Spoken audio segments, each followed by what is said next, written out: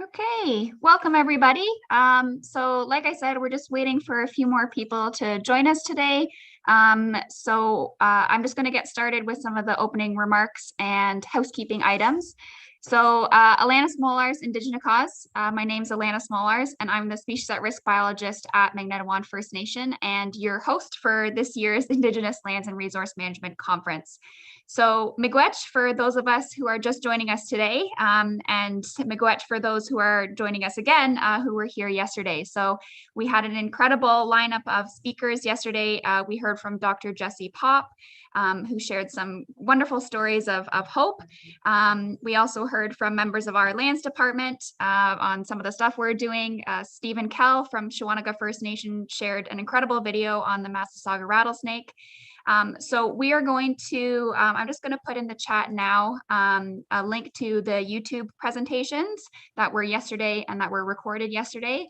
We're also live on YouTube right now, so all of the presentations are being recorded today as well, and in a similar format will be posted to YouTube, and that link will be shared later on after today's presentations. So yeah, it's great to see everybody. And yeah, we'll get the conference going. So first off, we'd like to acknowledge the land before we begin. We respect and recognize the inherent rights and governance of the Anishinaabeg Pre-Confederation. We acknowledge the rights of the Anishinaabeg as legally recognized in the Robinson-Huron Treaty of 1850 and Williams Treaty of 1923. Indigenous people in the area are of Ojibwe, Odawa, and Potawatomi lineage. Mohawk people from the Haudenosaunee Confederacy also reside in the area and have historical connections to both Southern and Eastern Ontario.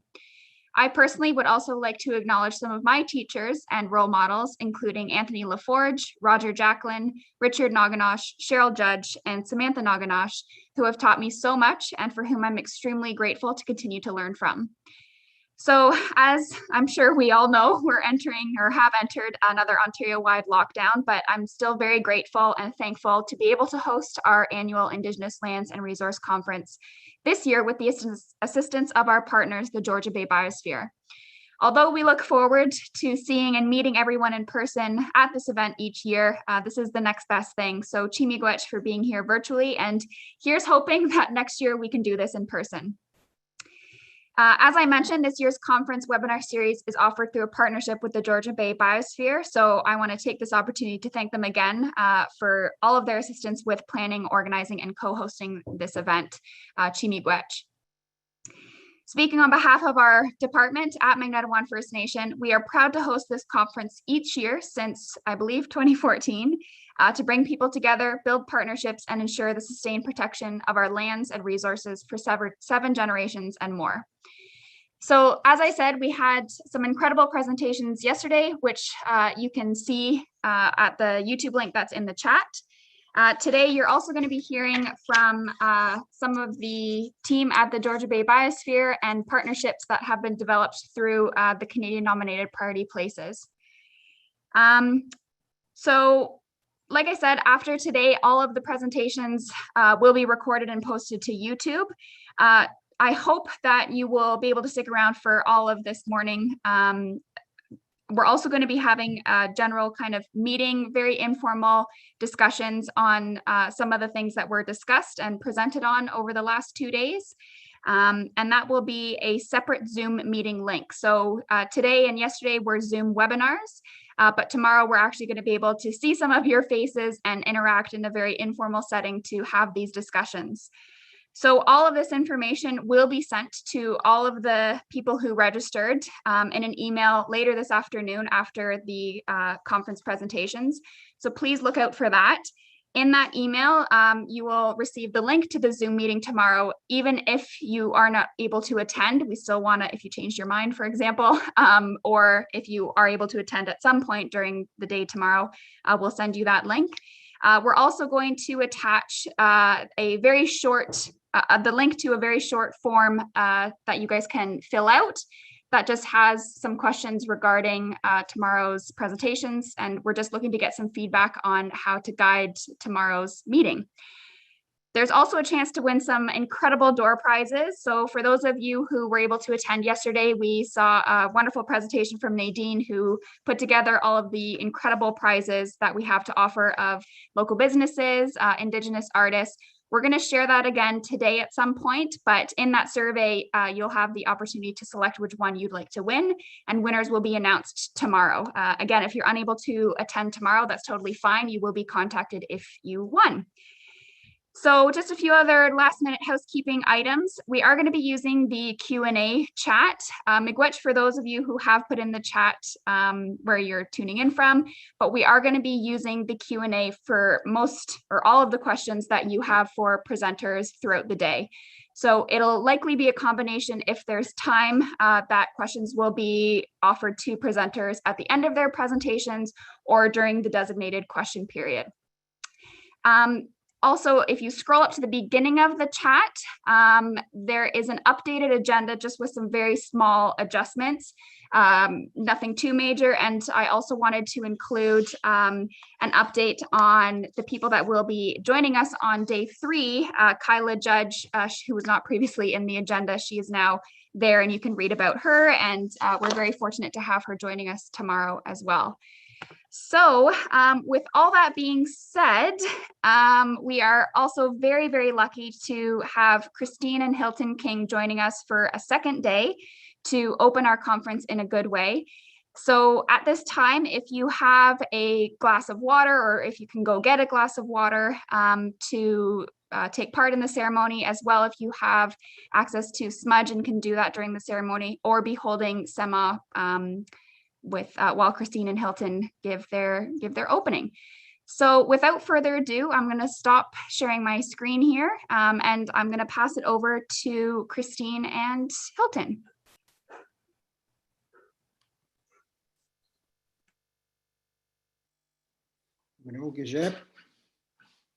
Everyone, good morning. Wamatik Dijanakas, Megazadodam, Wasaksing Donchaba, Anishnabe and Dow, Abading Made. There was a little bit of a speaker issue yesterday, so I have to be mindful of that. And so I'll just keep that in mind. But we're gonna start off with a smudge. Of course, we we start off with when we're talking about anything relating to the culture, the teachings. It's nice to if you have it, light your smudge.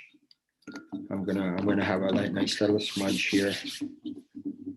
And again, smudge my eyes, smudge my ears, smudge my mouth, smudge my heart, and smudge my whole being to be in a good place, and to say good things. And I'm going to use all the smudge here if you don't have access to any smudge. And I'm going to open with a prayer. Albojo wamatik tijnakas megazadodam wasaksing donjaba anishnabe and opening mate. Me watch mushomas nugabi wase ajayen non gum. Chumi watch ndakit non gum. Kijagat wemana jamano ganawa mag digiwe jabamaris meanwa wemana jagano na. Me watch kaish kakimekwa ogamija yang matsawin. Ogamija yang mijam. Ogamija yang nebe. Ogamija yang wisayak. Meanwa ogamija yang nisawin. Sama nabagdana wabanang jaunang nagabianang meanwa giwednang naramushin jamoshka gabuyan meanwa jazong dayan. Kenegego gamisha yang osa bamadsawin widokushnang.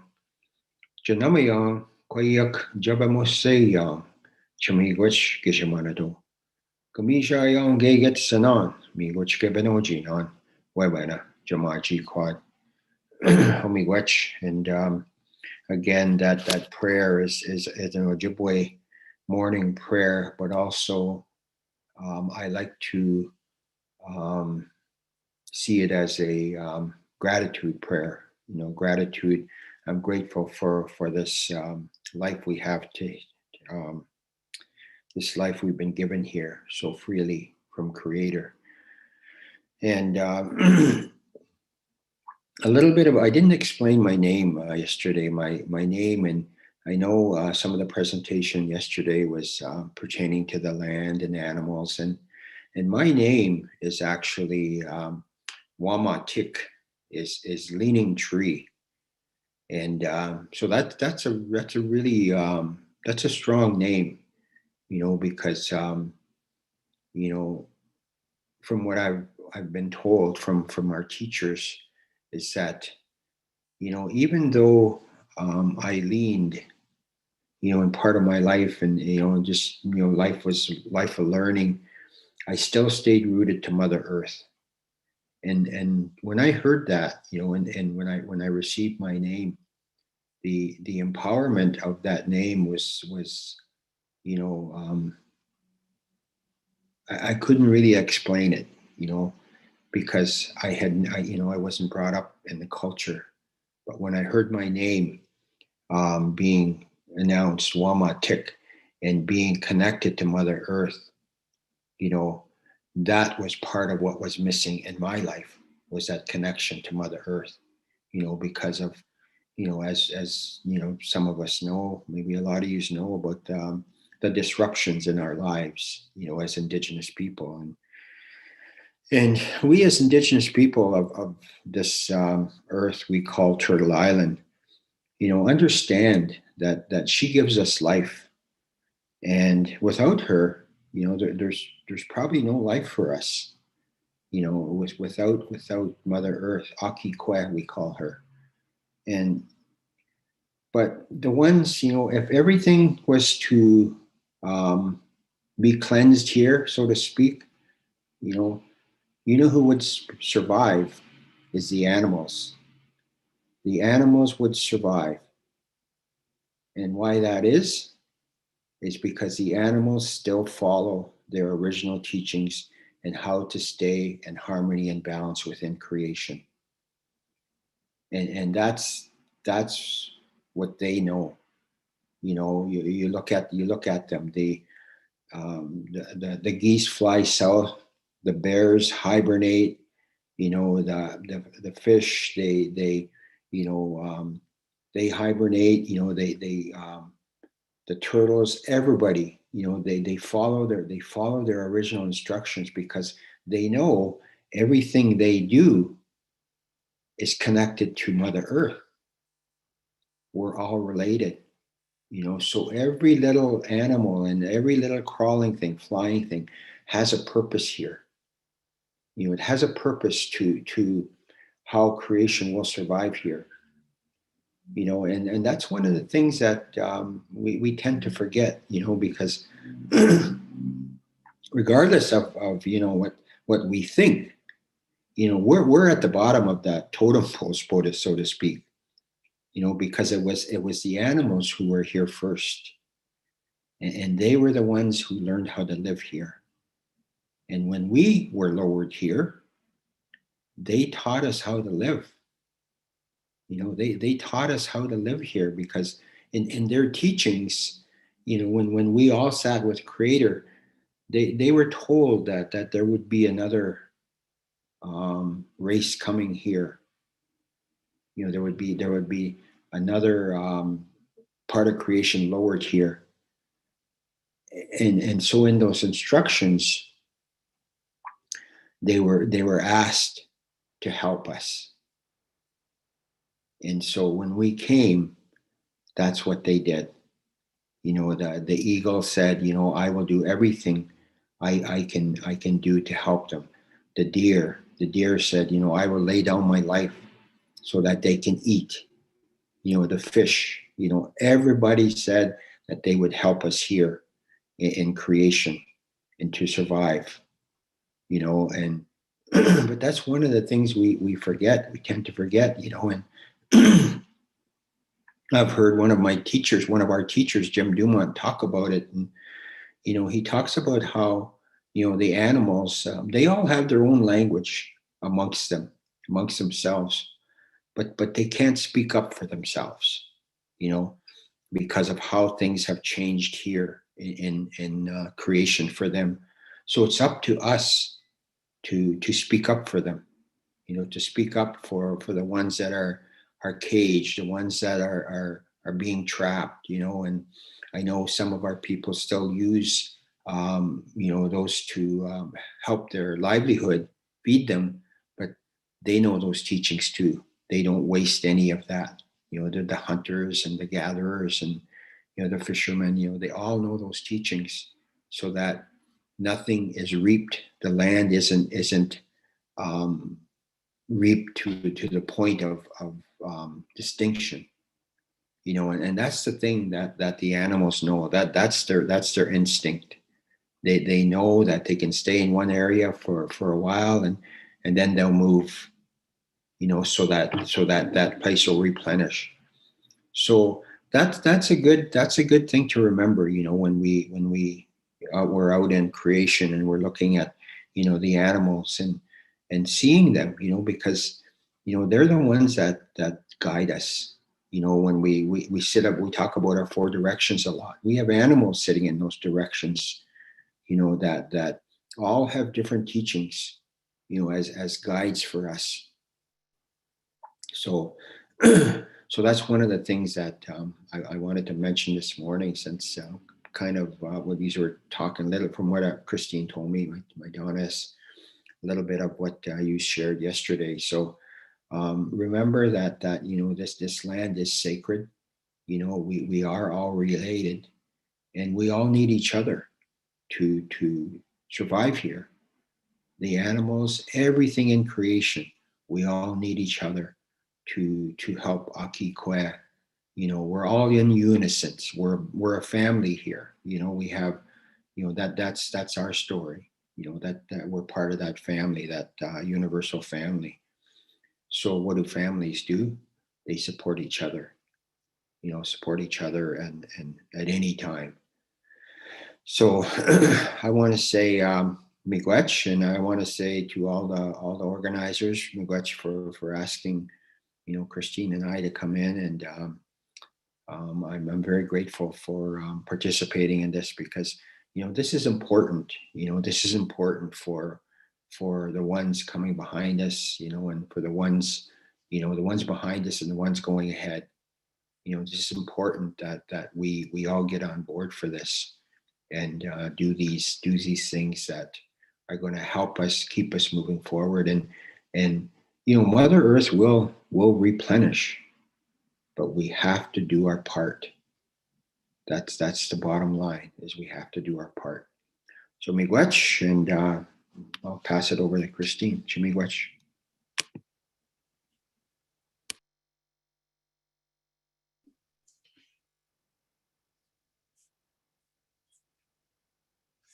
Minogigijep, sorry.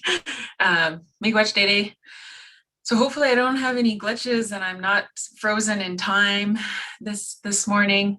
Minogigijep Kinawea. Good morning, everyone. Miigwech Dede for the prayer and for the opening and for the words that you shared. I've been reading Richard Wagame's One Story, One Song. And I'd like to read just a small little, exactly what you were just referring to. We are one spirit, one song, and our world will be harmonious only when we make the time to care for ourselves, for each other, for our home. You don't need to be a Native person to understand that, just human. And this is in reference to one of the chapters in this book called Harmony. And he is talking about, in his neck of the woods, there were hunters there that would leave carcasses of deer. They would just take the head or just the antlers, and really wasting that animal. And as a hunter myself, I understand the importance of respecting that deer or moose, respecting that animal, that relative that's giving itself up to us so that we can eat. And the first time that I hunted, I had a really amazing experience hunting. I never thought that I would be a hunter, but I was a youth worker at the time that brought me to hunting. And I took youth to a hunt camp in Shawanaga that they've been running for at least 10 years now. And so when I was reading that took me back to what we're teaching these youth that attend. And they range from our youngest hunter 1 year was 4, and that was my nephew Wingush. And he was out there sitting in the bush learning patience, for one thing, learning how to be quiet, learning how to listen to what's around him, because a chipmunk is louder than a deer running through the bush, let me tell you. And so we're teaching these young people to respect the animal, the wisiak that's going to be filling our stores, essentially. And so when I read that chapter, I was really moved by how Richard Wagamese stated that at the end, that we are one spirit and that we're here to do our responsibility and to fulfill our purpose in life. And yes, miigwech for yesterday. Yesterday was really awesome. I was working, but I had you playing in the background. I was listening in the background and was really touched by all the work that's being done, especially over in Wikwimkong, our relatives over there, and the work that they're doing with language, even revitalizing our language is really important. We never lost our language. We just didn't have our elders always speak to us in the language. And I remember hearing that growing up, that we wouldn't need it. And that's what my grandfather had said too. He was a fluent speaker, and I loved hearing him speak the language. It was really beautiful. He's from Rama, and one of the individuals he was talking to, he said to me, your grandpa sounds like he's singing when he talks. And so I listened the next time that they were having a conversation, and it sounded like he was singing as he talked. So it was really beautiful to be a part of those conversations that my papa would have, and I was there. So yeah, we're doing lots to revitalize Anishinaabe ways of doing, being, knowing, and seeing, and that filters into everything that we do as Anishinaabe. I asked one of our drum carriers in my lodge, he just happened to sit by me while I was thinking about this, and he's a language speaker. And I asked him if there was a word for ceremony. And he thought. I handed him some sama, some tobacco, and he was really thoughtful and really took time to think about that. And he said, Anishinaabe and Nukiyin, the way they work, because we just lived life as Anishinaabe. That's how we lived life. And so now we're starting to see that more in the work that we're doing. We're bringing in who we are into the work that we're doing. And so I really appreciate that work that's being done, that's rooted in the foundation is culture. Onabanase, Jim Dumont, he encourages us to use Nishnaabe Biskabe Young, they return, instead of decolonizing, because we weren't colonized. Maybe we were contemporized, if that's a word. We were brought into contemporary times, but we still have our language, we still have our ceremonies and our teachings and the rituals that we have. They're still there. They were covered, they were hidden, but we're learning how to carry our bundles. We're picking up our bundles again. And so I appreciate that sharing that comes from those teachers and those ones who have taken the time to contemplate. And Onabanase, Jim Dumont, if you ever get a chance to hear him speak, I encourage you to take that opportunity. He has such a great mind, and the way that he shares is very humble. And how he shares, you might feel like you're going to have a nap because he's very monotone, but it's such beautiful sharing. So today I actually put the words down, and I will share. May I have share screen, please? Certainly, just give us 1 second here. Apologies for that, Christine. That's okay. All right, try again now. Lovely. Miigwech.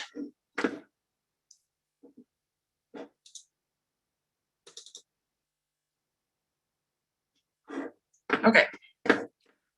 So I'm going to share the Nebe song again. And here's the words in English. and in Anishinaabe, Moin. So as I shared the other day, this comes from Doreen Day and her grandson. So if you have water, I encourage you to hold it. Doesn't matter which hand, but if you really want to, you can hold it in your left hand, which is closest to your heart. It's up to you. And I encourage you by the fourth verse, if you at least have the melody, to hum it. And why I encourage this is because you're lifting your voice up as well for the water. And collectively, we can do that from wherever you are.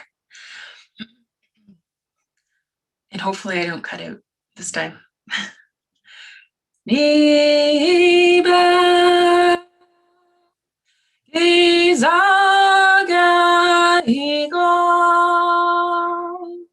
Gimi Guachuani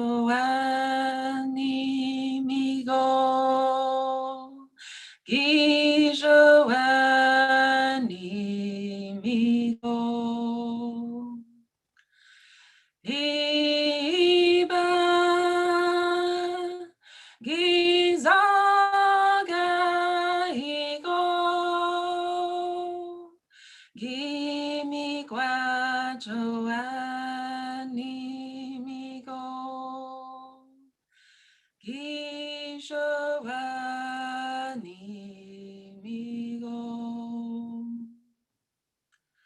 Niba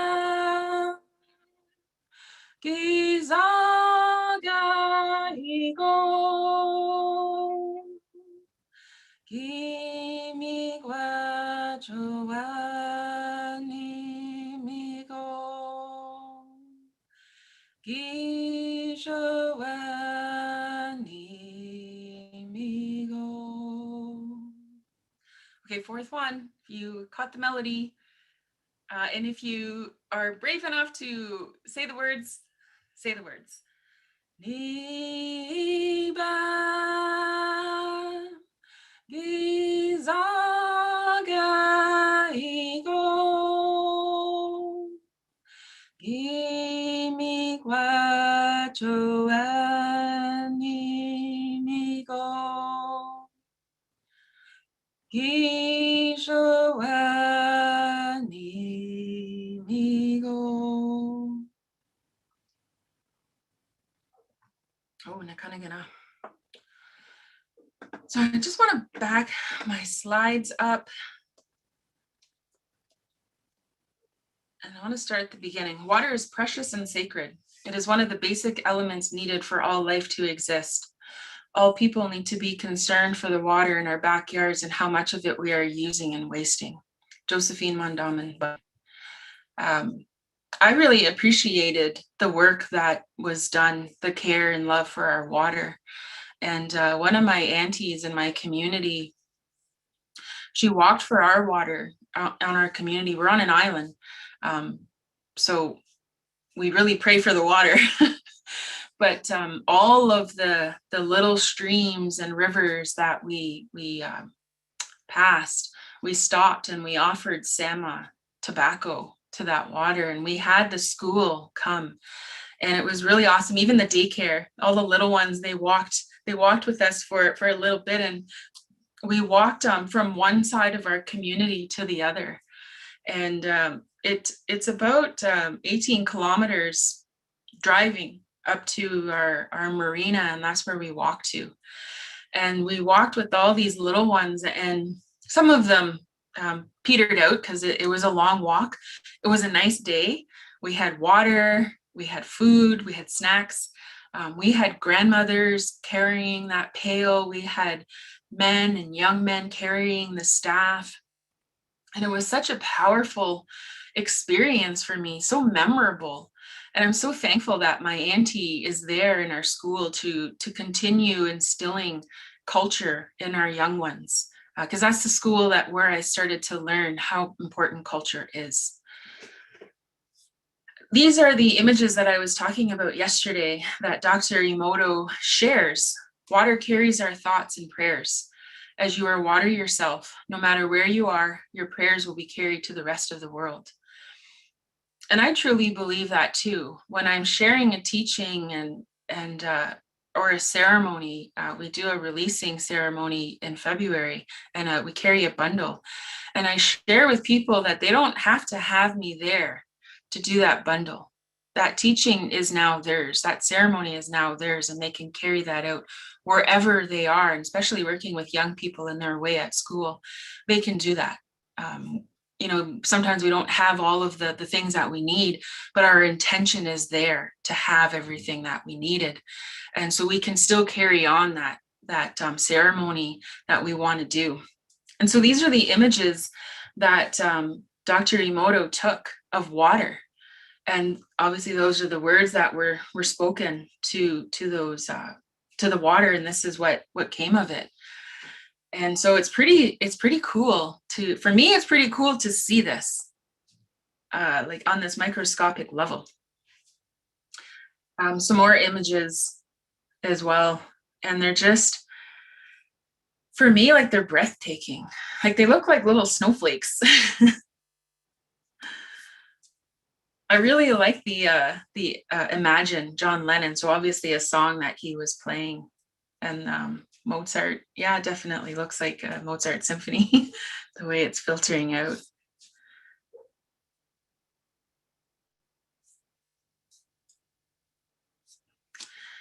And I wanted to just end with her grandmother, Josephine Mondamenbun, and the work that she did for us, so that the awareness that she brought, how important water is.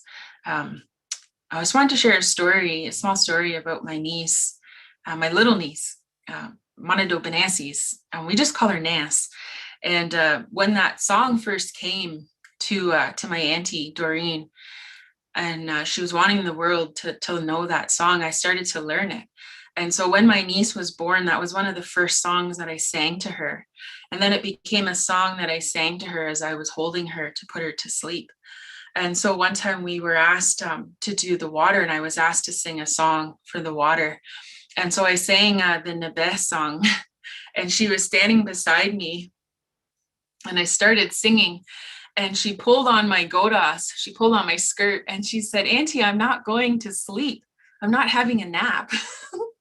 As I was singing the song. And so I had to then have a conversation with her and let her know that that song can be sung anywhere. But it is like a lullaby, that song, and it's sung without a drum and without a shaker. You just use your voice to lift that song up. And so when I sing that song, I often think of my little bird and her tugging on my skirt, telling me, "I'm not going for a nap." So I share that story with her today to remind her about that song, but also just to share a memory with her as well. So Chimi Gwech for having us open your space today. And I wish that it is a good day for you, and that there's going to be, I know, lots of information shared again today. And so Chimi Gwech and Miigwech Gibajayig, thanks for coming, and have a good day. Wonderful. Chimi Gwech, Christine and Hilton. It was a pleasure having you yesterday and a pleasure having you today. I'm so glad that we were able to hear you. You have wonderful stories to share. And it's also a great reminder as we start these days to be mindful of our presence in creation and how our kind words can affect each other, but also the land and the water. I also agree, those are incredible images. And for him to have been able to capture those, to actually see the effect of just kind words that normally we wouldn't be able to see. So Chimi Gwech for sharing, Chimi Gwech for being here. It's an absolute honor. So thank you so much. So we are now going to get started with our presentation. So I am more than happy to be passing this over to our incredible partners at the Georgia Bay Biosphere Minnetonka.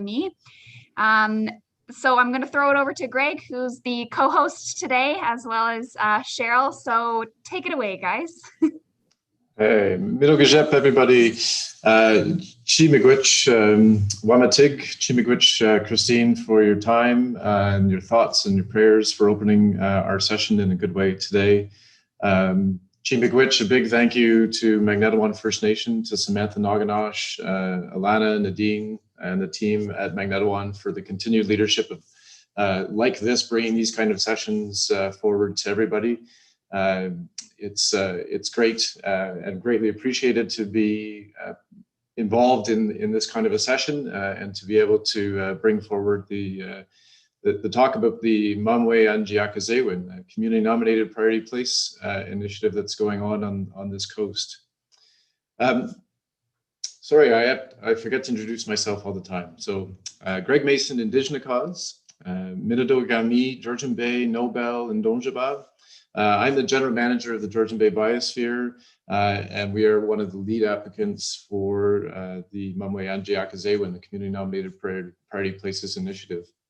Cheryl, did you want to take a quick second just to introduce yourself at this time? Sure, miigwech. Minukajep, midway kamago and quay Indigenous, Namando Dem, Shawanaga and Dojaba, Anishinaabe Quay and Dow, Aberdeen Midday, Georgian Bay Biosphere, Minadonda Gumi, and Donji, meanwhile, Gagiro Quay, Shawanaga First Nation. So good morning, my name is Cheryl Judge. My name translates to Sounding Earth. I am water clan, I am a fish. One of the most beautiful clans. Also, I'm from Shawanaga First Nation. I worked with the Biosphere for a year now, almost a year, and it's been a great experience so far. As Greg had mentioned, the Mwanjewe manager is my position. And so I'll get a chance to talk a little bit more about that. But as far as introductions, I wanted to share that's my role and responsibility with the Biosphere, but also as Anishinaabe Quay. So I'm excited to be able to take part today. You watch, Greg? Today's sessions are about our collective regional efforts and responsibilities to care for this land and these territories so that they can in turn care for us. Each presentation is going to speak to a project or a theme of activity that supports our groups working together on this coast and in this region. All of it is looking at ways that we can care for the homes, the habitats of the creatures that rely on this space. So miigwech, to begin with, to all the presenters and the organizations from which they come, for the time that you're providing to develop the presentations and do the work that you're doing and be here with us today. Miigwech as well to the elders that are providing us guidance throughout this initiative and always as we walk in this territory. And as well, miigwech to the youth who shape our purpose. We're going to acknowledge that we have a short period of time with you today, so we're trying to be finished by noon today. But as always, if there are good conversations and good questions, we go over by 15 or 20 minutes, then I hope you'll be patient with us, because we do hope that there will be good dialogue and good conversation. The Q&A button at the bottom of your Zoom screen is where you can put questions. It's helpful if the questions are put there, and if you want to, you can also use the chat function, but it's easiest for us as moderators if the questions are put in the Q&A button. We've got a great team of Alana, Delana, and Katrina helping us out in the back room. So if I go astray, they've been given instructions to run out and kind of give me a mild tap on the head to get me back in line. If you want to engage in a longer conversation with any of us or the presenters that are here today, by all means, reach out by phone, send an email to us to inquire about this exciting initiative that's taking place in Minido Game. So I'm going to, Cheryl and I are just going to share a presentation. And we'll start here. There.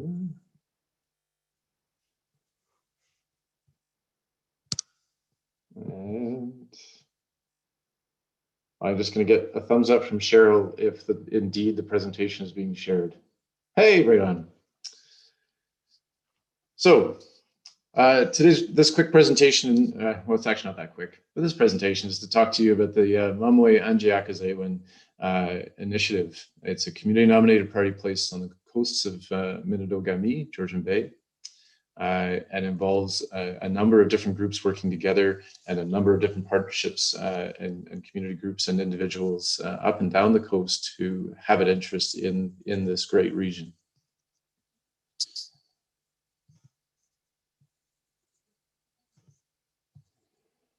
So the Community Nominated Priority Places Initiative is an initiative to look after species at risk, and it's part of Canada's Nature Fund. This initiative is going to support work for the next, as it has been supporting work already for 2 years, will be supporting work for the next 2 years up and down the coast. And today we'll talk about how we're going to do that work, or how we want to do that work in terms of building relationships and building partnerships and strengthening those relationships, but also some of the specific thematic groups of activity that will be taking place to enable our work. The CNPP, or the Community Nominated Priority Places Initiative, is part of a pan-Canadian approach for transforming species at risk conservation in Canada. It's an approach that was adopted by the federal government and funded, as I mentioned, through the Canadian Nature Fund. And there are 3 focal streams. There's a priority places, a priority species, and a priority sectors and threats. And we happen to be part of the priority places stream.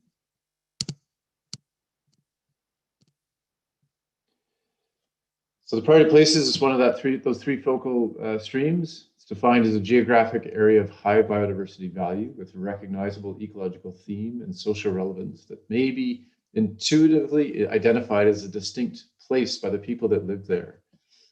There's significant biodiversity, significant concentrations of species at risk, and as well, there's a strong interest and ability by groups to advance conservation efforts. In Canada, there are 2 types. There are federally, provincially, territorially identified priority places, and then there are those community nominated priority places where the community work together to put forward a proposal to have a place identified. Indeed, we did that. So a little over 3 years ago, I guess, we put together an application with Magnetawan First Nation, Shawanaga First Nation, Georgian Bay Land Trust, and ourselves with a considerable amount of support from the Housekeeping First Nation, and submitted an application that had as well behind that about 20 to 30 partners signed on supporting the application to be a community nominated or priority place. And we were successful, which was great.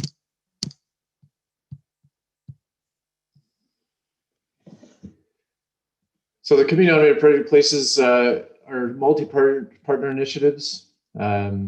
And overall, the federal government is investing $15.6 million. The priorities are, again, recovering species at risk, advancing partnerships and collaboration, including with Indigenous peoples, and contributing to priority co-benefits. So Pathways to Target 1, which is a national program, provision of ecosystem services, finding ways of also responding to climate change adaptation and mitigation, and looking for social economic benefits. And I think what's great about the presentations that you're going to see today is that indeed the folks that are working on this do look at these co-benefits in a number of different ways and put them forward in a number of different ways.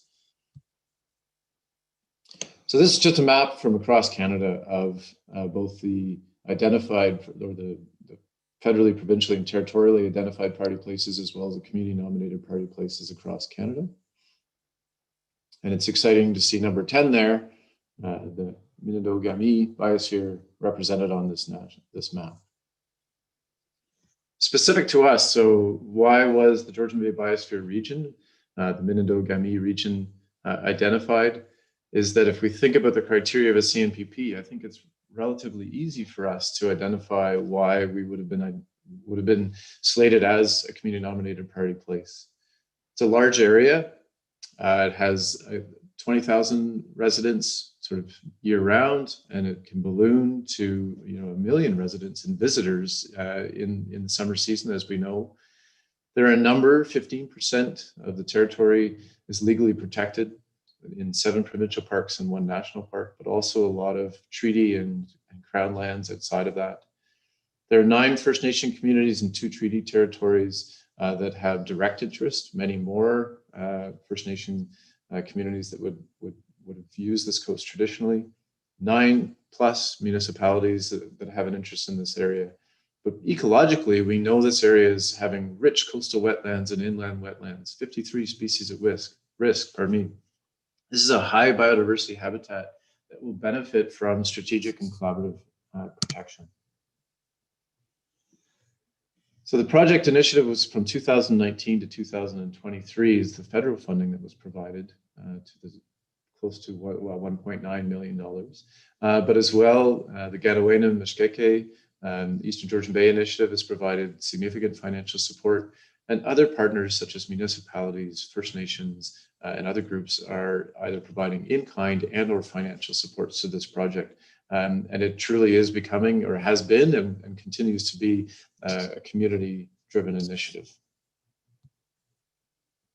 As I mentioned earlier, the co-applicants for this initiative were the Georgian Bay Biosphere, Magneto First Nation, Shawanaga First Nation, Georgian Bay Land Trust.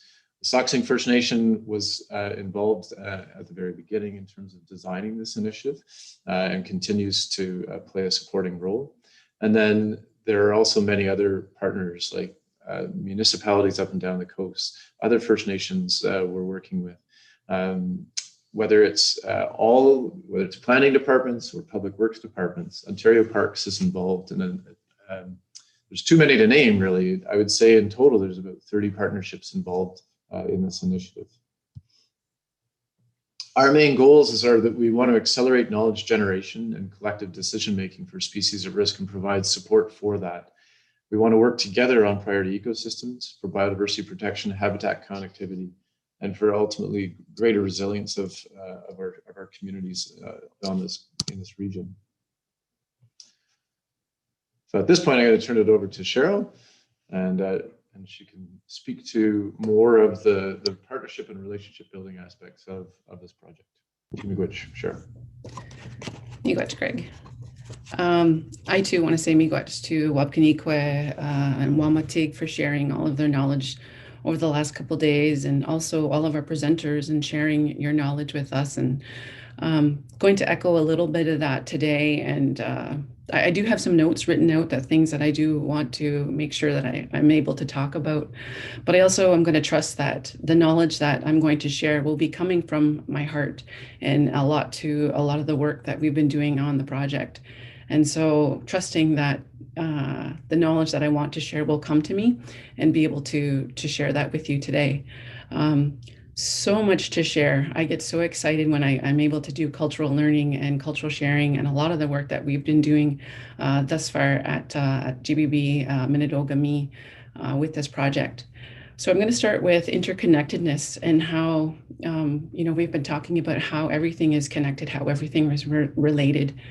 And for me, I always think about a framework, and how a circle is a big part of our framework. A circle is always continuous and always present. And so we work in that way. And when I think about our introduction, and we're introducing ourselves to those that we're working with, but all of creation, we're announcing our name. And so our name connects us to all of creation, but also our ancestors. And so when we're able to say that, we're connecting to them, and makes them so happy and so proud. So it's such a beautiful time to be able to announce your name. In our introduction, we talk about our clan. And so in the beginning, I had talked about my clan, and Name, and so I'm a part of the Water Clan. And so I talk about that, and my relatives that I'm related to. So in another way, I'm relating to those that might be listening, and of Water Clan. So then we would, celebrate and talk about ourselves, that we're the most beautiful clan, and that's how we like to kid around with each other, that we're very proud of our clan. So be able to share that. In our introduction, we also talk about our community. And so I identified Shawanaga and Donjaba. And so I'm talking that I am from Shawanaga, and how beautiful of a place that is. So, you might be listening and tuning in and saying, oh, I know, so-and-so from Shawanaga. And so that connects us as well. So that's really important to identify in our introduction. And lastly, identifying our nation. So Anishinaabe, Kwe, and Dao. So I'm talking about, I am an Ojibwe woman, And so announcing that, and there might be other Anishinaabe that are listening. And so we relate to each other in that way. So it's, again, ways that we are interconnected and ways that we are related. And again, within that circle framework, and we're all a part of this together. So I'm going to talk a little bit about the two-eyed seeing approach. And this is a lot of the work that we've been doing and incorporated into the work that we do within GBB. And so this two-eyed seeing approach comes to us from the Mi'kmaq elder, Albert Marshall. And he talks about the inclusiveness and weaving knowledges back and forth in between perspectives. So Indigenous perspective and Euro-Western perspective, but also language as well. And what I've identified in the work that we're doing is we're known as stewards of the land, but in Anishinaabe perspective, we refer to ourselves as caretakers. So it's being able to weave that knowledge in amongst the work that we're doing. With our biologists last year, we incorporated and did teachings on SEMA offerings, because as much as you're seeing life on the road, the ecology work that's happening on some of the roads that we're helping with, there is life there, but there is also grief and loss because it's a road and because you run into snakes and things like that. And so we began to incorporate a SEMA offering for our biologists, and being able to work with the things that they're doing out on the land. And so we did that. We created a script to begin with so that biologists were comfortable, but also a lot of sharing with SEMA and incorporating that into the work that we do. I want to talk a little bit about the Turo Wampum. And so we've learned a little bit about that and how that connection is there, and in a way of it being a first treaty. But I also know, and I have learned from Edna Manitowabi, a very respected Anishinaabe Nokomis that shares teachings.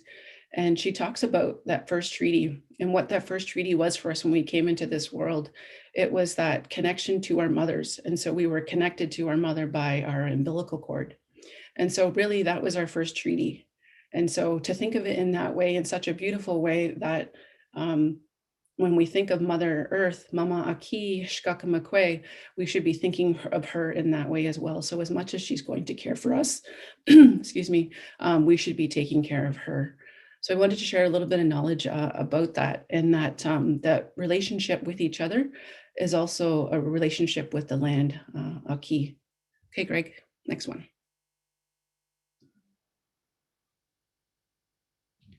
Right. Okay, so this is a little bit of the project governance. So this is the nuts and bolts of carrying out the work that we're doing for CNPP, Mamwe Anje Akizuan. And I really like this slide because it talks, as you can see, that's depicted there. It has the water song that Wabkani had talked about this morning. And so it's a beautiful time. This was at Kilbear Park, and it was one of the initiatives that we took part in. So it's beautiful to be displayed here. And again, it's so great to see so many themes and so many connections being made. So I'm glad that this slide is here. But this slide talks about our Steering and Lands Committee and the work that we're doing together. And during this time, this last year, has been a challenge for sure, but it's been a beautiful challenge as well. Really taking our time and learning about each other and our communities, but also the knowledge that we share and how to move forward in a good way. So we always rely on our committees and moving forward. The TEK protocol. So I talked a little bit about, excuse me, about the SEMA offering and how we move forward in our work. And so through the learning that we've been doing as staff and as our steering committee, we're now more comfortable and able to take our SEMA and to be able to talk to elders, talk to each other and asking each other of things. So that's really exciting part for me. the traditional ecological knowledge, or otherwise known as Indigenous ecological knowledge protocol. So being able to do that. And there's a little Anishinaabe phrase that I like to share, and it says, "Apane go negani asema." And so what that's saying is that tobacco always leads. So when you have that tobacco in your left hand, and as Wabkinikwe talked about, we used our left hand because our left hand is closest to our heart. And so when you have your sema in your hand, that tobacco always leads you to what you need to say, to what you need to do, and to carry that work out. So I'm glad that we've incorporated that. Which part are we? Project evaluation plan. So as far as an open standards and keeping us on track as far as reevaluating and looking at our program, we've also taken part in healthy country planning. And so this was a 10-week course that we took every week for an hour, but it felt like 2 hours because there was so much good discussion from a number of different organizations taking place across the country. So it was really nice to be able to do that work together, but also recognizing different territories and different Anishinaabe. And when I say Anishinaabe, I mean the original people of the land. So getting to relate to other Anishinaabe all across the country and what the work that they're doing. I had a little bit of a hard time with this process. It was a bit of a linear process, but for me, being able to adapt and incorporate another circle framework, the medicine wheel, and being able to incorporate that in and thinking about this new process, but also our process, and we were able to navigate, and again, weaving in those knowledges. So that was really, a turning point for me in being able to adapt and work well with that. Okay, next slide. This is the part that I'm really excited about, because although it is project governance, but it is the way that we've been able to work and carry out our work as GBB Minadogami. And all of these things have governed and guided us in the work that we're doing. And throughout this last year, I've been able to share parts of the creation story. And if you know the creation story, this is a beautiful story in great detail. And I don't have the time to share that with you today, but there are little snippets of that really guide us in the work that we do. And I just want to share a little bit about this. And so when we know that a part of connection and who we are and understanding, and in the original, our creation story, it talks about Gije Menado, Kije Menado, and the creator wanted to create the most beautiful being. And so the creator took 4 parts of earth and created this beautiful vessel. And at that time, because creator was so full of strength and life, that if the creator was to blow life into us, he could have harmed that vessel. And so it was the Migas, and this is a Migas here. This is the Migas. And it was the Migas that was the object that provided life to be blown into this beautiful vessel. So it was creator who blew into that vessel and created life within us. So it's all these little parts of who we are in relation to understanding Anishinaabe perspective and life, and carrying out the work that we do within this project. The clan system is one thing that we're working towards learning more of. And I wanted to share a little bit about that. I don't even know where I'm in my notes, because I've just taken on this beautiful part of sharing. So in our clan system, we have 7 main clans, and the Eagles, the Megaze, they are the educators, the visionaries, the spiritual leaders. And as Wabkinikwe had talked about, she's an Eagle clan. Wamateki is the Eagle. So to be able to see them share their spiritual knowledge with us has been great, but also they're really good singers. They're birds, they're singers. I'm a fish, I am in water. I'm not a singer, although I do like to chime in when Christine does ask me for help. The bears, Makwa, they are the protectors. They are the medicine people of our community. So we rely on them for that. My niece and nephew are bears, and we call them the little bears. They're the Makwas to us. And so we always make sure that they know their role and responsibility as well. The Martins are the warriors and the strategists. They're also cute and feisty. And I say this cute because my Busgum, my partner, my husband, he is a Martin, and so therefore he is cute. And therefore my children are cute because they are Martin as well. So I have identified that I'm a fish, and the fish and the turtle are the water clans, and they are the intellects, and they are the deep thinkers. And so if you know me and a little bit of what I'm able to share, I'm a little bit of a deep thinker, and I get really passionate about these deep conversations, about creation story, about clan system. All of these things are such a passion of mine. And yeah, so also one of the roles of the water clan of the turtle was to settle disputes between the chief clans. And so those two clans were the crane and the loon, and they were the chieftainship. They were and are the natural leaders. And so if there was a disagreement, or they couldn't come to a consensus, it would have been the water clan, the turtle, that would make the decision, because of being that intellectualness that they carry. And then finally, the hoof clan. And so what is known as the deer or the moose, they are the gentle people. They are the poets. They are the creativeness part of this clan system, but also they were in opposition to war and violence. So they were a very kind clan. And so that clan work has governed a lot of the things that we do, and understanding as we go forward. The 7 grandfather teachings as well, we incorporate those to what we do and how we respect each other in the work that we do. Finally, the medicine wheel, and I've put a picture here of the work that I was doing with our steering committee, and I think this is when we moved into a virtual time period that we couldn't meet anymore. And so this is a learning bundle that we've started to use for ourselves here at the office. And so this learning bundle I'm sharing with you today and what this looks like.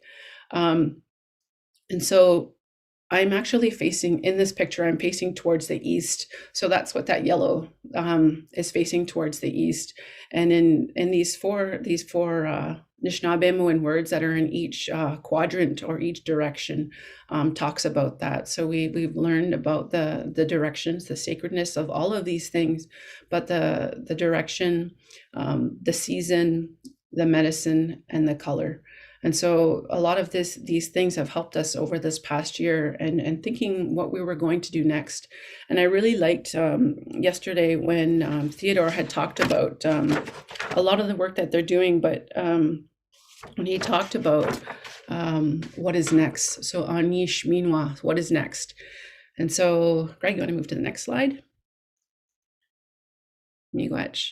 And so with this work, we knew that one of the things that we wanted to do was to really be able to move away from CNPP, as known as CNPP, and really call it for what the work that we are doing, within the coast, and then along this beautiful part of the land that we call home. And so we've incorporated. First, I'll talk about the logo and a little bit about the name. Incorporating all of those knowledges that we've been able to share over this challenging but interesting time, for sure. And so we've incorporated the 4 directions, the 4 colors, but also the land that we're on. So the green represents the inland, the beauty of the land. The gray represents the rock barren, the beautiful parts of Georgian Bay, but also the water. So those are the three elements there. And then we have the pine tree. We've incorporated that because, as we all know, the windswept pines of Georgian Bay, which have captured our hearts as well, and the beauty of that.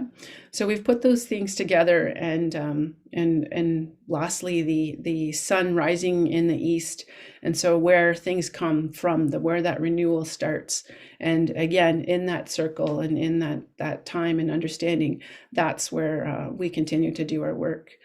Mamwe Anje Akizuen.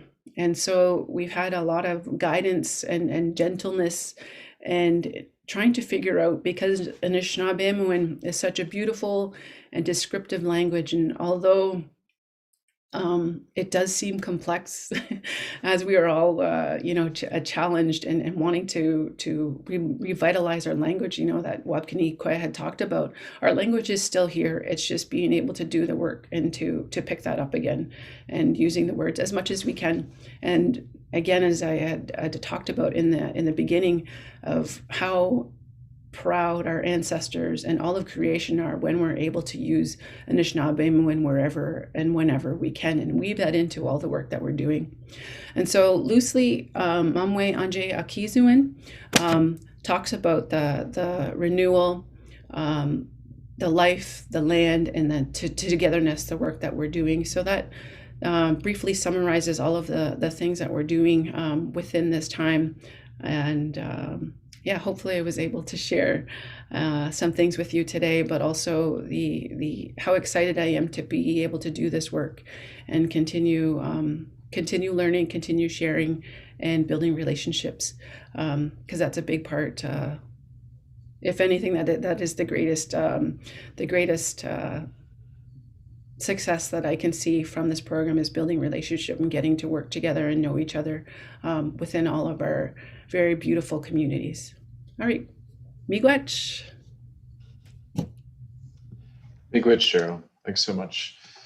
It's been an amazingly short 1 year period of time that you've been on staff, and you've already made such an impact on this program, and we're grateful for that and look forward to the years ahead. So, miigwech.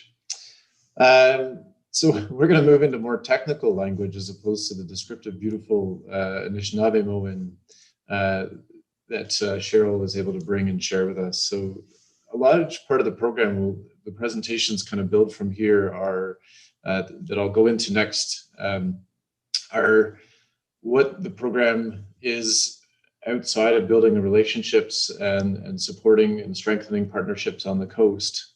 What are some of the activities or thematic areas that we'll be doing work in? And one of them are these decision support tools. And so this is including providing guidelines, a database management system that helps to collect and store data and prioritize work plans for the years of the project and beyond that. Together, this body of work will create a decision support system that can be focused on particular priority species or habitats as different phases of the project occur. It can be applied to specific target groups, or such as planning departments, First Nations land codes, or public works, whoever has some kind of level of need or interest and ability to intersect their work and activity to the benefit of species. And we can talk more about that. But a key component of this work will be a pretty significant mapping exercise that'll happen. And this priority mapping, and Bill Lougheed will be on next to speak more on this, will provide us, from an ecological perspective and lens, an analysis of where do we see these high biodiversity areas on the coast? Where are these priority areas? Where are the threats that intersect with them so that we can begin to better direct some of our activities and shape our work? While we all wish that we always acted in the best way at all times and that there was, bottomless bank accounts to support this work, we unfortunately have to be able to find those specific areas where we can have the greatest impact in our work. And that priority area analysis and mapping will do that. As well, there's a lot of effort that's going on right now by a number of partners that are gathering information and gathering data that, when pooled together and shared in a common platform, can help us support our decisions that we individually and as organizations make on the coast. And so we hope to and are working towards developing that shared platform. As well as we know, that there are benefits to when we get together and are working on the coast in our own communities about having standardized approaches, common approaches that and monitoring tools that allow us to relate, information that's gathered, say, down in, Moose Deer Point with information that's gathered, say, Magneto First Nation or by the township of the archipelago. And so that when they're gathering that data and sharing that data, that we know that it's telling us a similar story about what's happening on the landscape. And so we want to work on and share and develop the best tools and common approaches to that. and then turn those tools around and provide the information that then supports good decisions on the coast. A large part of that information gathering will be done by targeting or looking at one of the key threats that exists on our coast that we see, which is our road networks. This is where we see much of the impact, where habitats are intersected and bisected, and a lot of species are found, unfortunately, dead on the road. And so Jenna will be speaking today about some of these initiatives to gather information, better understand how roads and where roads are affecting these species, and then in turn developing approaches and testing and trying different approaches to mitigate the harm of roads, and try to be strategic as we can with various partners about where we're working and how we can work, and learning what's working and what isn't working about mitigation efforts. So there's a fairly significant thematic approach around road ecology. We want to work with all citizens, and we feel that everybody, all community members can contribute to this project. And so an iNaturalist citizen science, citizen monitoring program was started last year and will continue, which is an app that anybody really can upload pictures of species that they're finding. They don't have to be just species at risk, and upload this into a database that, if you identify the Georgian Bay Biosphere as a project of iNaturalist, then provides a database there where we can see where species are being found up and down the coast. And so we hope that this database, not only by community members, but as we begin to work with, say, roads departments, is that they too may, upload this app and be able to identify species that they're finding in the work on a day-to-day basis. Tiana also will be speaking to the MODIS Telemetry Array, which is an exciting initiative on the coast, where MODIS towers, which will allow us to assess how birds and bats and other species are utilizing the coast. And so this array went up last year, and we'll learn more about that today, and be able to engage with researchers in better informing us on how the coast is being used by all range of species. Mentioned the road ecology work. A number of First Nation communities have been leaders in this area in road ecology on the coast, and we look to build from their experience and knowledge and share that with others up and down the coast. Developing best management practices and then sharing those out and testing them and trying them and figure out whether the BMPs are making a difference, and if they're not, how they can be tweaked and modified in the years to come. And that the other one is around the mitigation side of things. So looking at working with municipalities and First Nations lands managers or road managers to look at whether we can upsize culverts, put in different riprap materials, put in artificial nesting. Where do we put fencing in, and those kind of activities to reduce the harm of roads to these species. The other aspect of the priority mapping will lead us to help support organizations like the Georgian Bay Land Trust and others around designating lands and or acquiring them for protection where there's key important species that should be set aside away from development activities and protected from development activities. And so a lot of this work can help to identify those areas, and then we can work with organizations to help set aside those lands. The land use planning and working with land managers and land use planners and municipalities is another aspect of this. And we know that our day-to-day activities around building our houses and our communities and working with our communities can have an impact on species. And so we want to look at the policy frameworks and the zoning bylaws and also the planning approaches around if a zoning application is made, what are the environmental requirements, assessment requirements that are in place, and how can we provide information to those lands managers to support their day-to-day activities, whether it's mapping, whether it's modified consulting approaches, or better terms of reference for those. So we're actually actively working with lands departments and land use planners on this work to help shape tools that can support their work as we go forward. The legacy of this project is something that we think about a lot, and I think we actually thought about from the very beginning in the design of this project. And it goes back to the work that the Mwanjewe, Cheryl, is bringing to this, which is the relationships and the partnership development and supporting that. I think we feel strongly that if we can build a strong partnerships and a strong collective energy for species at risk in this kind of work, that will be a legacy for this coast where we can protect species and improve ecosystem resilience.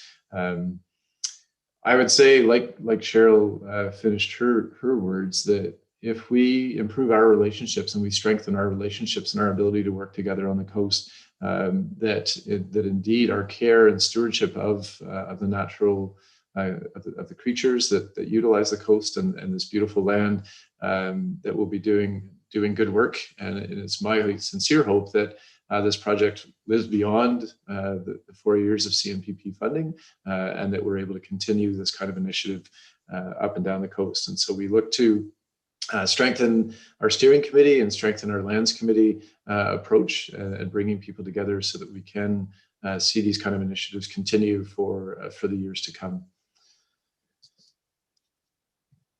So thank you for that. I'm going to stop sharing our screen here. Stop share. And we're back. And I'm going to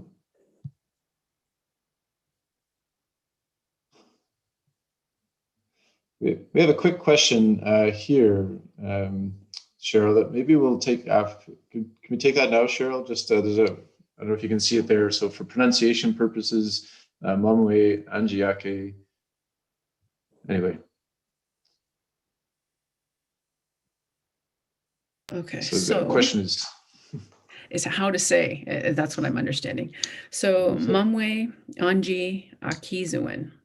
So Mamwe Anji Akizuin. And so the Mamwe, it talks about that togetherness. The Anje talks about the renewal. The aakii, it talks about the the earth. And then the Ziwin at the end talks about like a way of life. So protecting life, thinking about life. So Mamwe Anji Akizuin. Mamwe Anje Akizuin. Awesome. Hope that helps. We need a Moen Monday for this one thing. Thanks. I think one of the great things about well, there's so many great things about the CNPP initiative, but for me, it's beginning to take the time, slowing down. Having me slow down to take the time to learn the language and understand how it's so very descriptive of activity and what we're seeing in the land has been a very important component for me to just sort of stop and go, okay, what does this mean and how is it related to the work that we're doing? And it's been really, really a wonderful component of the project. So thanks. Fantastic. Miigwech, Christine, for putting that in the chat. So we're going to turn this presentation over to Bill Lougheed from Georgian Bay Land Trust, who's been engaged for the last year and a bit anyway, well, in much of the work that he does with Georgian Bay Land Trust already in mapping exercises that supports this work. So Bill, thanks very much. It's great to see you. And do you have co-hosting abilities and are ready to share your screen?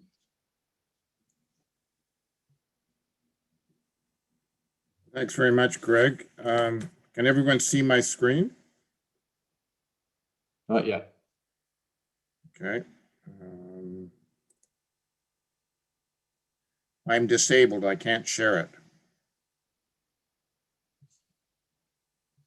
Sorry, Bill, just give us 1 second here.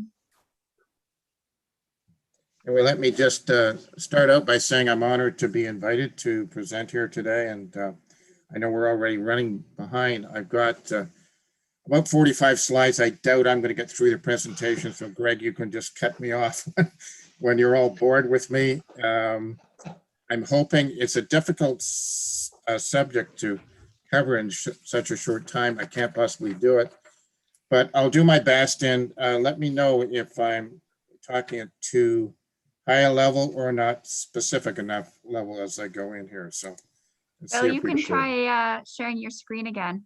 if you'd like. There you go. Yeah, and I'll just begin that just really quickly, Bill, to follow up with what you're saying is that I think that, you know, so many of these topics today can be expanded on, and literally the work that you're doing, we could spend a whole day talking about, or many days. And so, you know, if we hear from the Q&A component, or even tomorrow, that there's an interest in delving more deeply into some of these areas, then we're absolutely willing and interested in doing another additional session on another day about any or all of these topics. So I completely understand that, you know, there's lots to share. So thanks for your time. So I'm going to talk a little bit about Esri mapping systems in Mamwe and Kizawan. I probably butchered that name, but I tried my best. In terms of the Esri mapping that you're going to see in this presentation, it uses pretty much all standard tools. So that's an advance from 10 years or even 5 years ago, when much more sophisticated computer software and computer systems were needed to do this kind of work. So the layers that you're going to see here can all be processed with pretty much standard Esri or ArcGIS or ArcGIS Pro mapping tools, and they'll be uploaded to the GeoHub, the Parry Sound, West Parry Sound GeoHub. So everyone will have access to them. There may be some restricted layers because of, you know, species concerns, etc. But the idea behind all this mapping is to help everyone, all the partners and every player, all First Nations, if they want to access this data, it'll be there for them. There are about 180 layers that have been developed by this program. I can't go into any, I can only scratch the surface in terms of what we have here. So hopefully my scrolling is going to work here. Hold on a minute. So this is a very large area from Port Severn to north of the French that the mapping covers, as shown here. And as Greg mentioned, there are several protected core areas already under legislation: the parks, Indigenous protected areas, ANSIs, conservation reserves, provincially significant wetlands. To a certain extent, they're protected, natural area conservation or nature conservancy protected areas, and our land trust protected areas. These latter two are all protected under IUCN guidelines. But what about the rest? We need to have a balance of the rest of the important ecosystems in this area protected. And we've approached this from a landscape level ecosystem layer approach. There are 249 ecosystem types as per the Great Lakes Conservation Blueprint within the Georgian Bay Biosphere. So you simply can't use any kind of GIS system to analyze this without simplifying these systems. So we simplified forest ecosystems. We targeted certain types, and then we grouped them. We grouped wetland systems, and we separated out rock-bearing systems and island ecosystems as equally important areas to be protected. So this slide just shows you some of the biosphere ecosystems, you know, with the, for example, the forest type here with its underlay till 2 here. So this is just some of this is Parry Sound right here. This just shows you an idea of the tremendous number of ecosystems present on this landscape. So in terms of simplifying the targeted forest ecosystems, this slide shows here 8 of the ones that we simplified. We grouped the forest ecosystems into these groupings, and allowed for analysis in terms of Esri mapping. We didn't lose the fine-grained context of it, and we also separated these layers out, the forest layers out, in terms of geographical locations. So on the one hand, from the ecosystem approach, we simplified, but we kept the resolution, fine-grained resolution from all the mapping layers, and those fine grain layers were often used in terms of mapping species. So still from the ecosystem perspective, we took these simplified forest ecosystems and we mapped them according to size. You can see the larger forest patch sizes in darker green and progressively lighter ones shown in the periphery here. We also took raster cell groupings of the ecosystems. And for an example, say this area right in here, we would have that area and we would look at, well, what is within that area? How many different ecosystems are within that plot area? And from that, we developed a habitat diversity score system shown down here, so that the more ecosystems were within a square area, the higher the habitat diversity score. We also recognize the importance of old growth. Old growth for this purposes was greater than 130-year-old stands. But as we all know, that doesn't apply to all types of forests. But within 15 years, all of these green areas that are old growth will have advanced to, regardless of their forest type, will be old growth. So that was the approach that we took. We also recognize the importance of wetlands and water-land interface. And this here is a wetland and water body complexes layer that was developed. And you can see here that wetland streams and lake edges, they're all connected. And we heard earlier this morning about the connectedness and the understanding of Indigenous people about connectedness. Well, this slide here shows you just how connected our water is and our wetlands are within this framework. We zoom in a bit here. This shows the fine grain resolution of this mapping that was done. It shows the water edges. This is part of Georgian Bay here, for example. It includes all the stream connections shown here and all the wetland connectivity. So everything in this layer is pretty much connected from Port 7 right north of the French. And therefore this layer stands alone as a core area for protection. We developed certain geographically coded areas. We again kept the fine grain resolution for species analysis as well. You know, so certain bog, swamp, marsh, these kind of systems were retained for fine grain resolution, but we also backed them off and amalgamated them for the purposes of the ecosystem approach for scoring. Rock barren systems is shown here. Again, a key ecosystem within the biosphere, and they were a core area in the analysis. Some of the rock barren edges layers that were used in the study. So in combining all of these different ecosystems, we used a weighted overlay. This was one of the ESRI tools we used, was weighted overlay. And therefore we weighted ecosystem habitat diversity, forest ecosystem, patch size, old growth, rock barren ecosystem, and 3 wetland and water body ecosystems. And we weighted them to produce an integrated mapping of high biodiversity, high ecological importance areas for conservation. So this type of mapping, I'm just going to try and move, there's a panel in my way here. This kind of weighted conservation mapping allows a balanced representation of ecosystem types. And it also allows critical decisions on preserving habitats and preserving connectivity. So everyone who's interested, including municipal planners, can use this high resolution mapping. It has resolution down to 5 meters. That's the cell size, the raster cell size for your ESRI professionals and technicians on this call.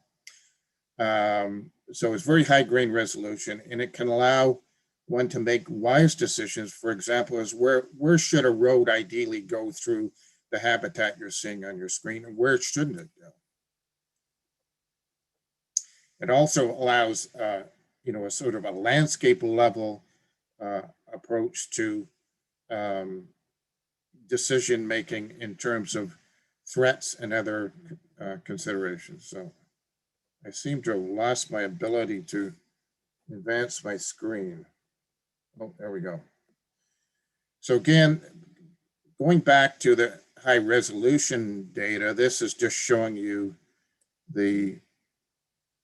some of the veg communities, some of them on our coast here, listed here on the right. And these considerations were all used in terms of our species mapping.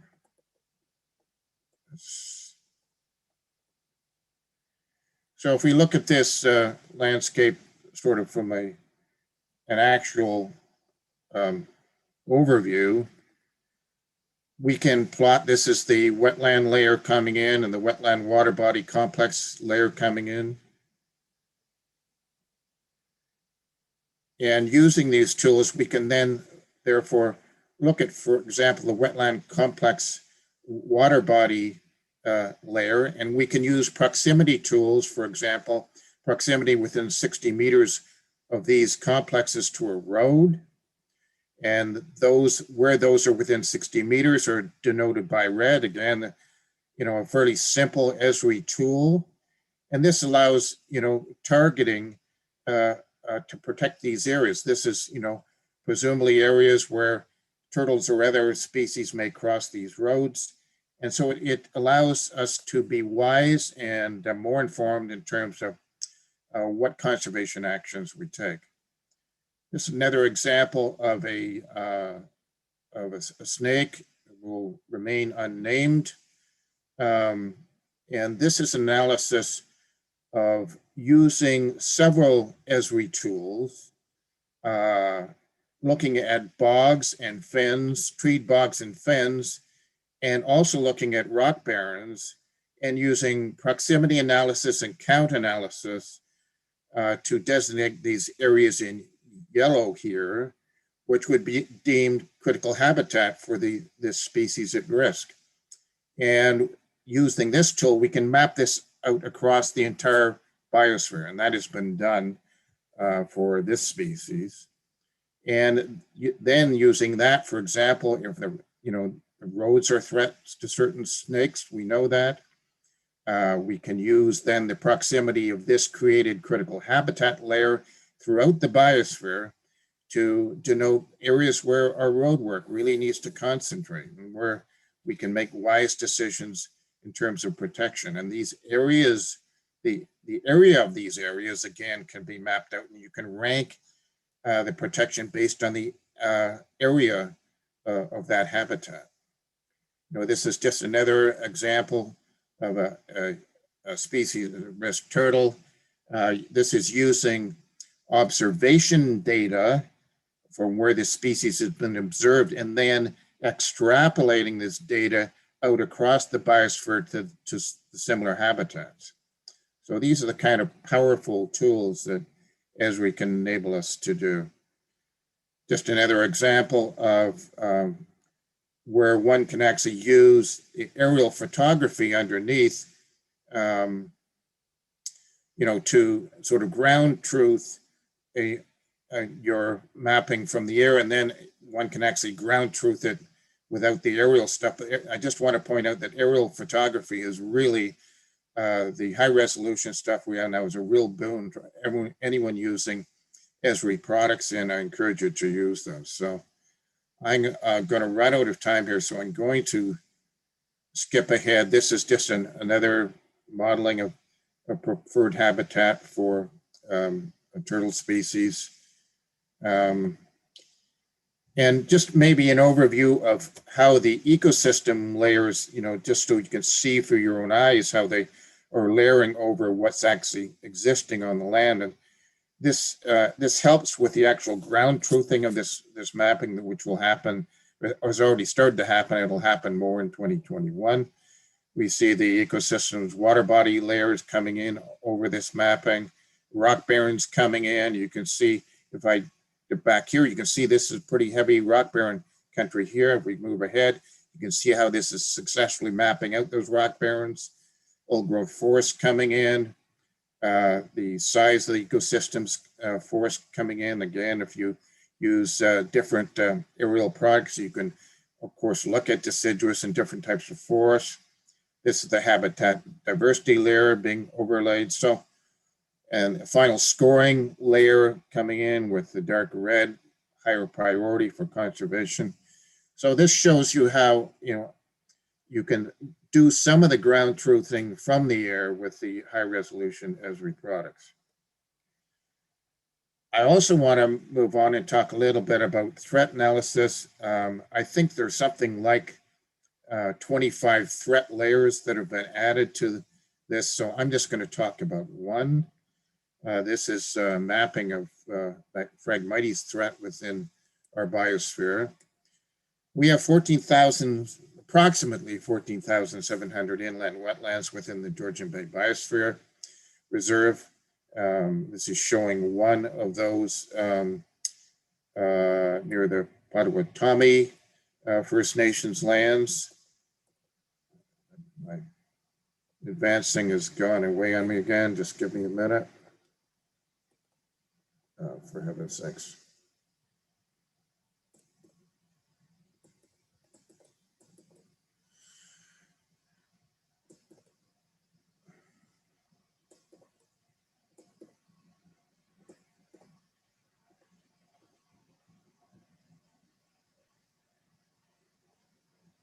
Can everybody see my screen?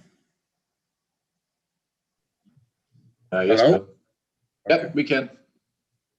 So this is just, this is some of the mapping we did last fall, and Phragmites and invasive canary grass, 350 locations identified, 102 Phragmites patches on 400. Many of these fortunately have been sprayed by now.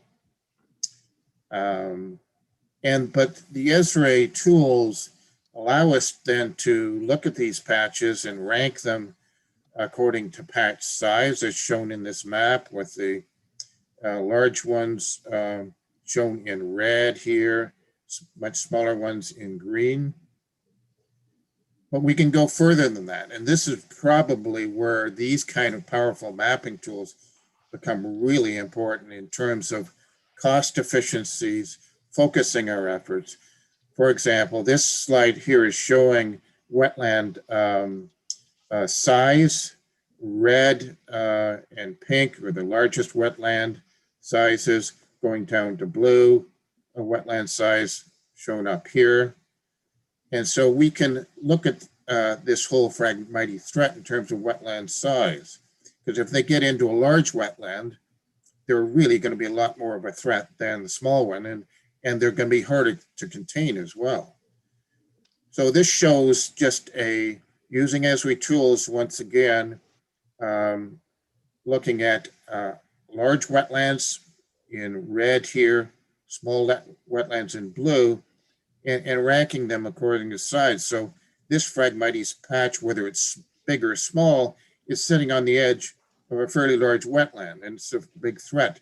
If we had one sitting here, for example, on this wetland complex here, this is a huge wetland complex. It's several kilometers square.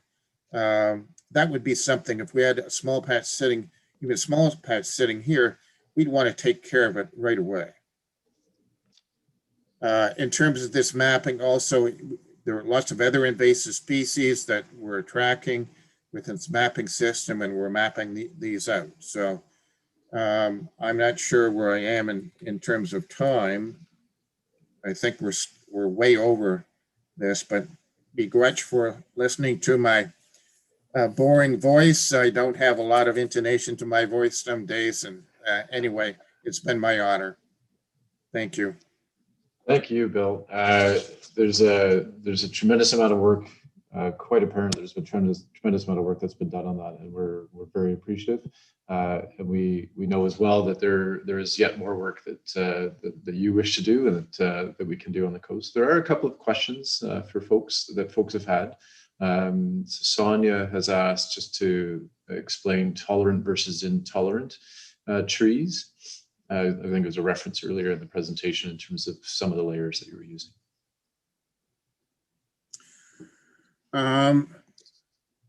Well, the tolerant trees are more tolerant to shifts in climate. That's the definition used there. Perfect. There were some other definitions up in there, upland versus lowland. But in terms of all of this mapping, there is a huge document that I've still finished writing that when this is uploaded, all users for these map layers will have this methodology explained. And it will also include all the Esri tools used and how to use them. So that's again a huge undertaking, but this is so that too often I think our data layers in Canada, I mean, there's a reason for restricting them, but when they're restricted to the point where they get locked down and users can't use them individually as different layers if they want to use them, or use them collectively and understand them, that's a real problem. So this is trying to, so an answer to that, bigger answer to that question is, I'm hoping that everyone will, that you will get an explanation for every part of this work, and hopefully it'll be very, very useful and utilized because of that.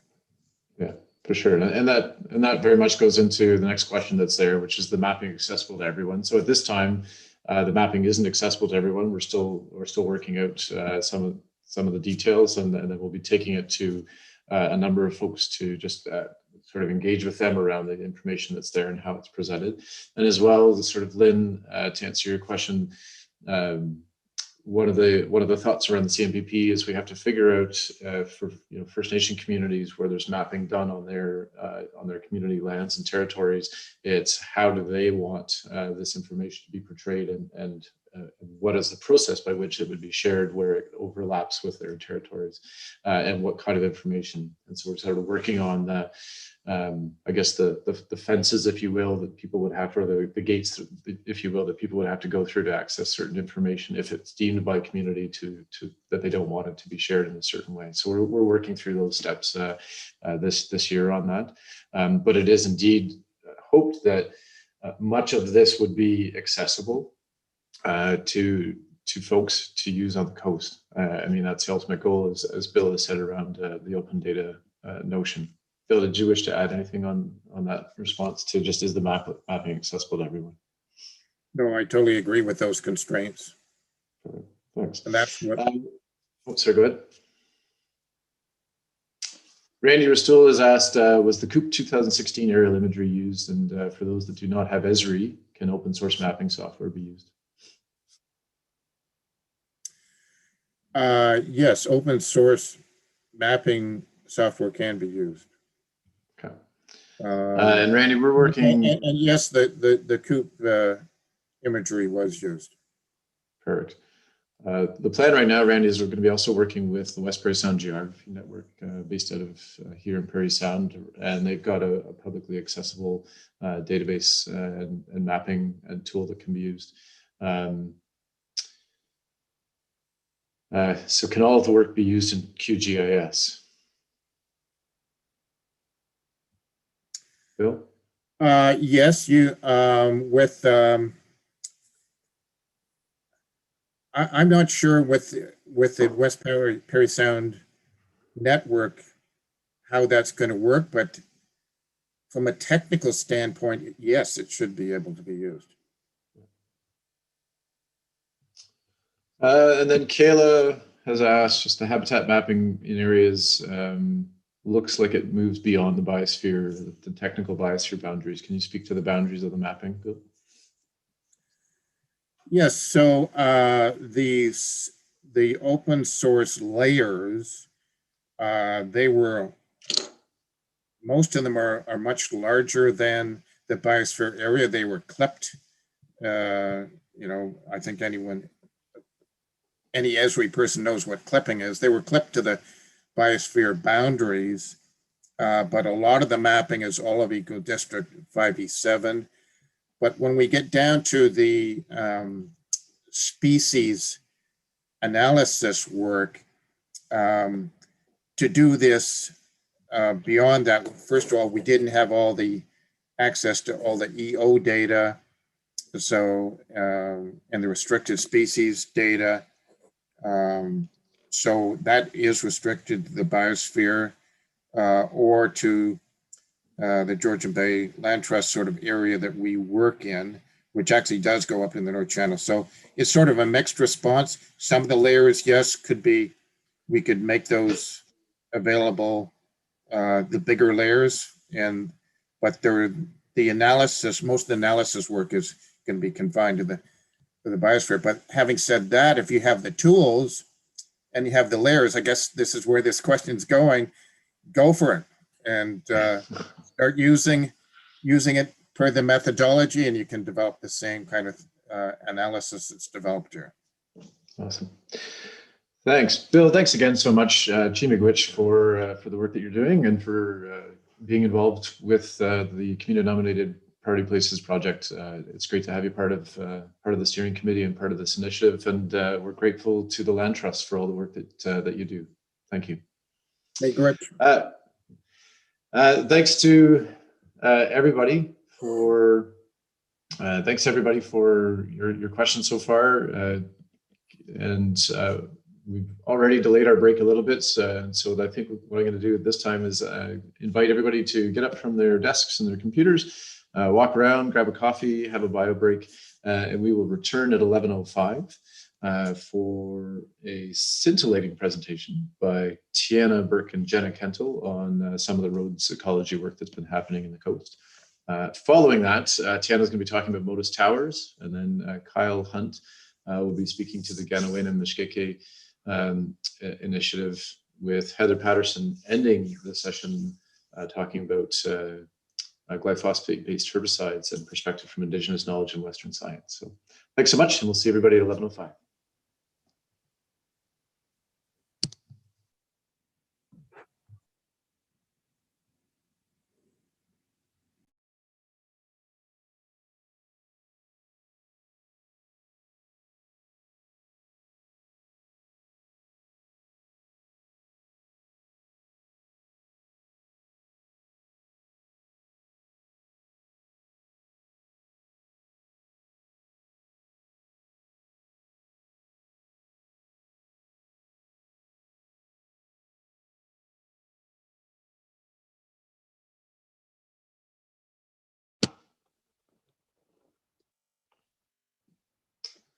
Donnie, hello everybody.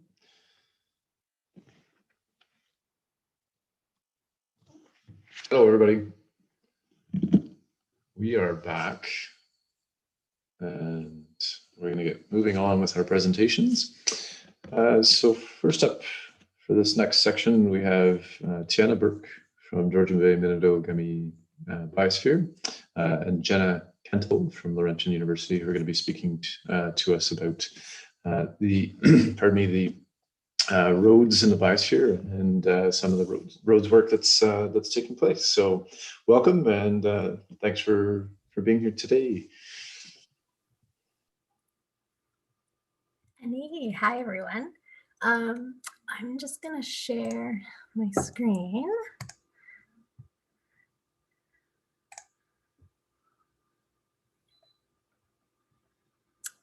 Okay, so Tiana Indigenous Cause. My name is Tiana Burke. I'm the conservation biologist for the Georgian Bay Biosphere, and I'm joined today with Jenna Kentel, who is also on our video, who's a Master's of Science student from Laurentian University, who is going to be sharing this presentation with me. So I'm going to start it off, and then I'll give it over to Jenna. So one of the largest threats to reptiles, as we all know, is road mortality. There's been many studies throughout Ontario that have shown the negative impacts of roads on reptile populations through direct mortality, habitat loss, and habitat fragmentation. Every native species of turtle in Ontario is now a species at risk. As well, there are several snake species that are also at risk and are killed or injured on roads, which is why these these critters require special attention. So turtles use roads to access habitat for nesting. And many studies have modeled turtle populations around roadways and found that even a small but ongoing mortality of turtles on the roads could result in steady population declines. And this is, a lot of this is due to their life history, which includes delayed maturity. So some turtles, like the snapping turtle I'm holding in the photo here, it would take up to 20 years before they can begin laying eggs. So in 2020, priority roads for our CNPP project included Highway 529, which is the first arrow on top. And after a number of public inquiries about turtles using the road to nest, we decided that would be a great one to study. Moving south, Scaryvore Community Road, there is an ongoing construction project, which we'll talk more about. And then the third arrow here is Highway 559 and Nobel Road. And this was to survey previously installed fencing along Nobel Road for its effectiveness, and also 559, which has upcoming construction. All the authorities who manage these roads have now received our final reports, which show hotspots, the different types of species that we found killed on these roads, as well as recommended locations that could use mitigation and what types of mitigation that we would recommend. So starting last summer, biologists from the Biosphere and Shawnee First Nation began the summer by surveying this portion of Scaryvore Community Road, which is the area where construction was taking place. And oops, there we go. From June until early October, this road was surveyed 6 days a week, looking for turtle nests, mostly during June, and surveys continued so we can continue looking for turtles and snakes using the roadway to determine some other hotspot areas and how they're using the road. So at every observation, we would stop, take down data, and every time we saw a turtle nesting where construction was going to be taking place, we would remove these eggs and bring them back to our incubation area, which was under our provincial and federal permits. Example of the eggs coming out. We also began to incorporate Indigenous traditional knowledge into our daily work, such as using bilingual signage, and also included SEMA offerings, which Cheryl had talked about earlier. The use and the meaning of giving SEMA was taught to all of our staff that summer by Gracie Crafts at the beginning of the field season. And it was really nice because by offering the SEMA, we were able to acknowledge and provide thanks for creation, for the knowledge that we were gaining and the work we were doing. And in return, we promised that we will use this knowledge for the benefit of the land and the species in it. So as we learn more through our teachers, such as Cheryl, we look forward to further weaving these knowledges and using them in a good way through our work. So this example of Scaryvore Community Road is what we're highlighting today in this talk. And I hope that it can be an example for future projects in the area and beyond. So Scaryvore Community Road is about 15 minutes north of Perry Sound and just on the south of Shawanaga First Nation, which is in here. It was deemed a priority because of the construction that was happening. There were 5 culverts areas that needed to be replaced, and the road is known for its reptile abundance. We worked with the Township of the Archipelago, the engineers, and Hull's Construction to mitigate the project impacts for turtles and to improve reptile safety post-construction. So before construction began, we partnered with Scales Nature Park in Aurelia to conduct a species at-risk training for the crew. Together, we taught the crew what to do when you come across a species, how to identify what they are, how to properly move a snake or turtle outside of their construction area. And then we also trained them on how to recognize what turtle eggs look like should they come across any, which they shouldn't because of other stuff we did. So this project sought to use a more active mitigation from your traditional barrier fencing through education, plus having a biologist available, clearing the site daily, road surveys, and actively removing turtle nests throughout the season. During construction, we lost track. We're able to basically mitigate species being affected by this. Due to COVID, unfortunately, our surveys weren't able to start on time. So we did develop a way alongside our construction team to clear the work area of turtle eggs should we have missed any during our biking surveys. And this included removing just 1 to 2 inches of soil to unearth the top of any of turtle nests that were left. The person who was riding the excavator was phenomenal at doing this and very meticulous. And it worked amazingly. We were able to collect 7 remaining nests, and these were successfully removed and incubated. And then the construction crew was able to carry on with their work and not having to worry about disrupting any more nests. And we're also trying a new mitigation method using a riprap design, which is what Jenna will be talking about shortly. So the Scarybore culvert construction was scheduled for July and August, and that it was the overlap in timing that necessitated us to remove the turtle nests that would have been impacted. Of course, the egg collection was permitted by our provincial government permits. Otherwise, this would have been illegal. The egg collection, or together with the crew, we did develop that form of removal.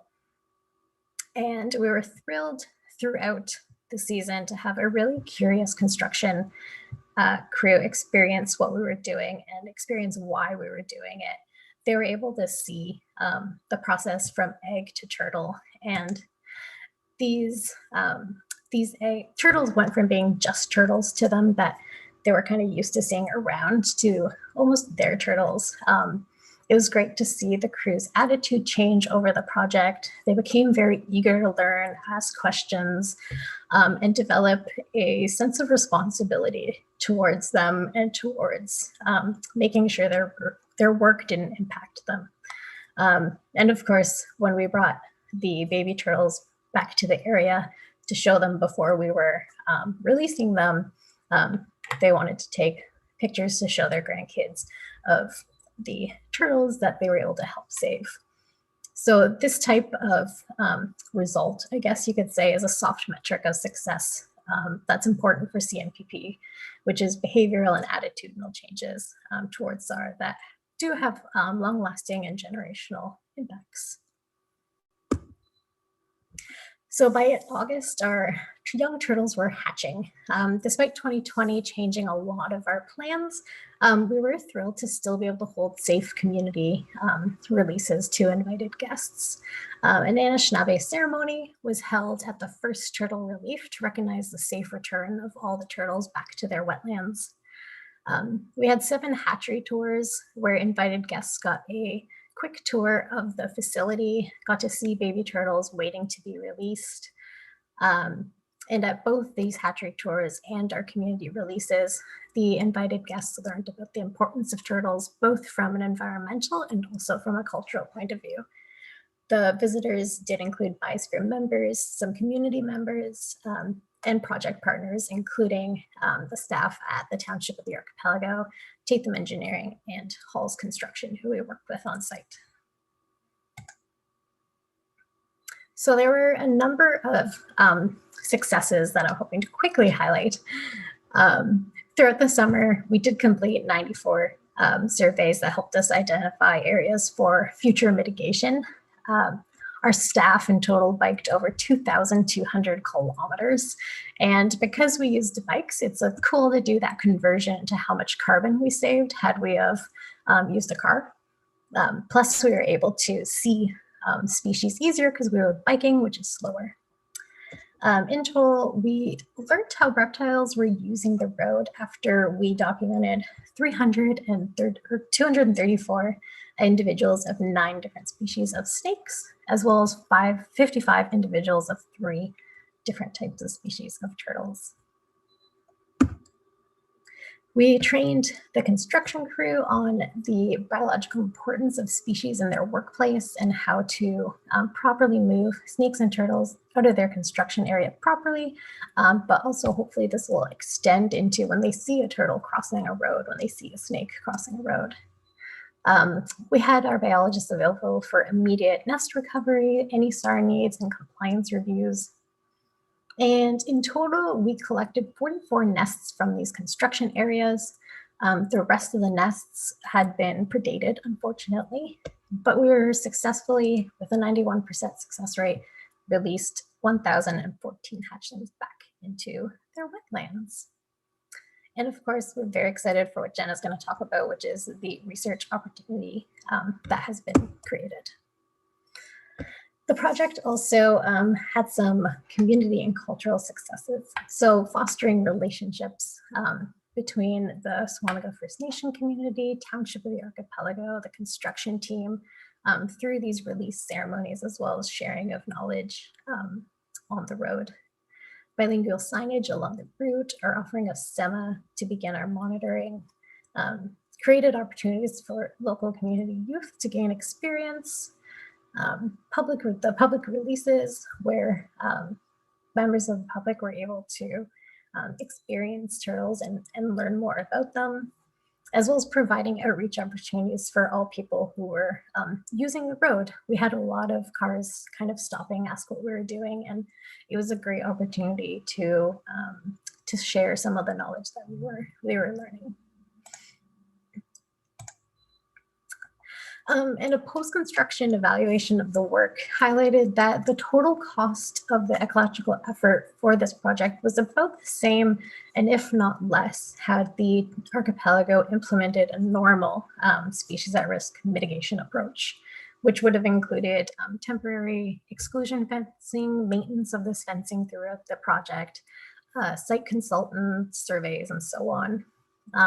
So for this relatively equal cost, we had been able to do the required mitigation, but also exceeded this and heightened it by heightening the understanding of where species were using the road, training workers on species at risk, fostering that feeling of responsibility for the environment during their work, providing education and outreach for people driving by or visiting, incubating and releasing over 1,000 baby turtles, fostering relationships between stakeholders, integrating traditional knowledge, providing more local jobs. The list could go on, including testing new methods. I'll add that in.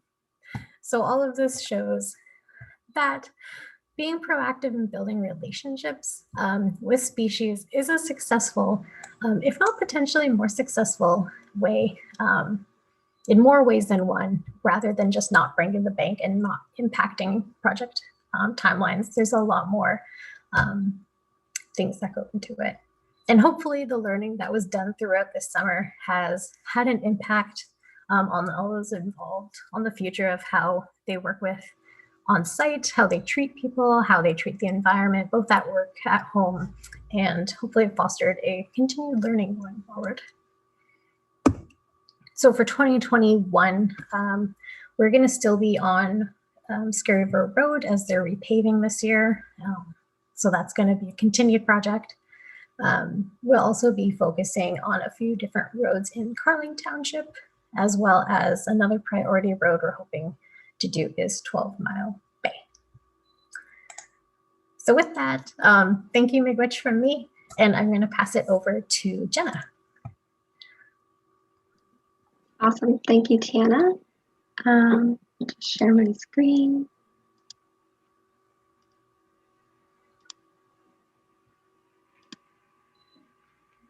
So hopefully you can see that okay. Ani, my name is Jenna Kentel, and I'm the master's student who has the opportunity to work with Shawanaga First Nation and the Georgian Bay Biosphere on this awesome project.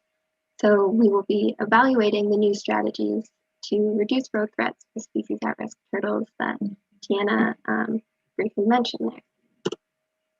So just briefly again, roads are one of the greatest threats to turtle communities, and in particular to female turtles. As they make nesting migrations, they frequently cross roads in search of a nesting habitat, and when they do, the gravel on road shoulders attracts them as a suitable place to nest.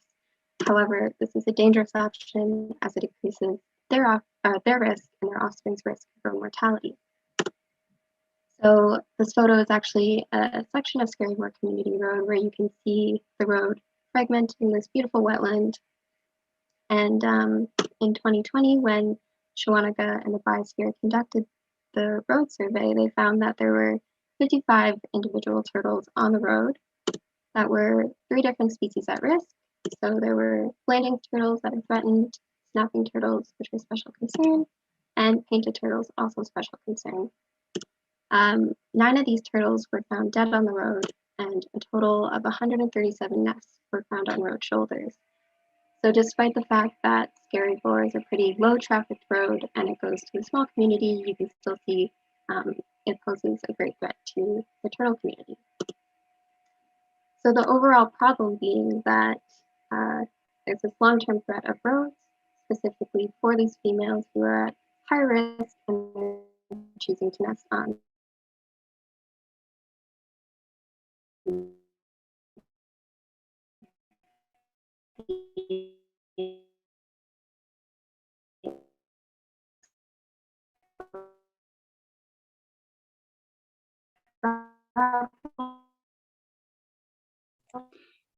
Jenna, sorry to interrupt you. I hope you can hear me. We're just having some problems with your audio.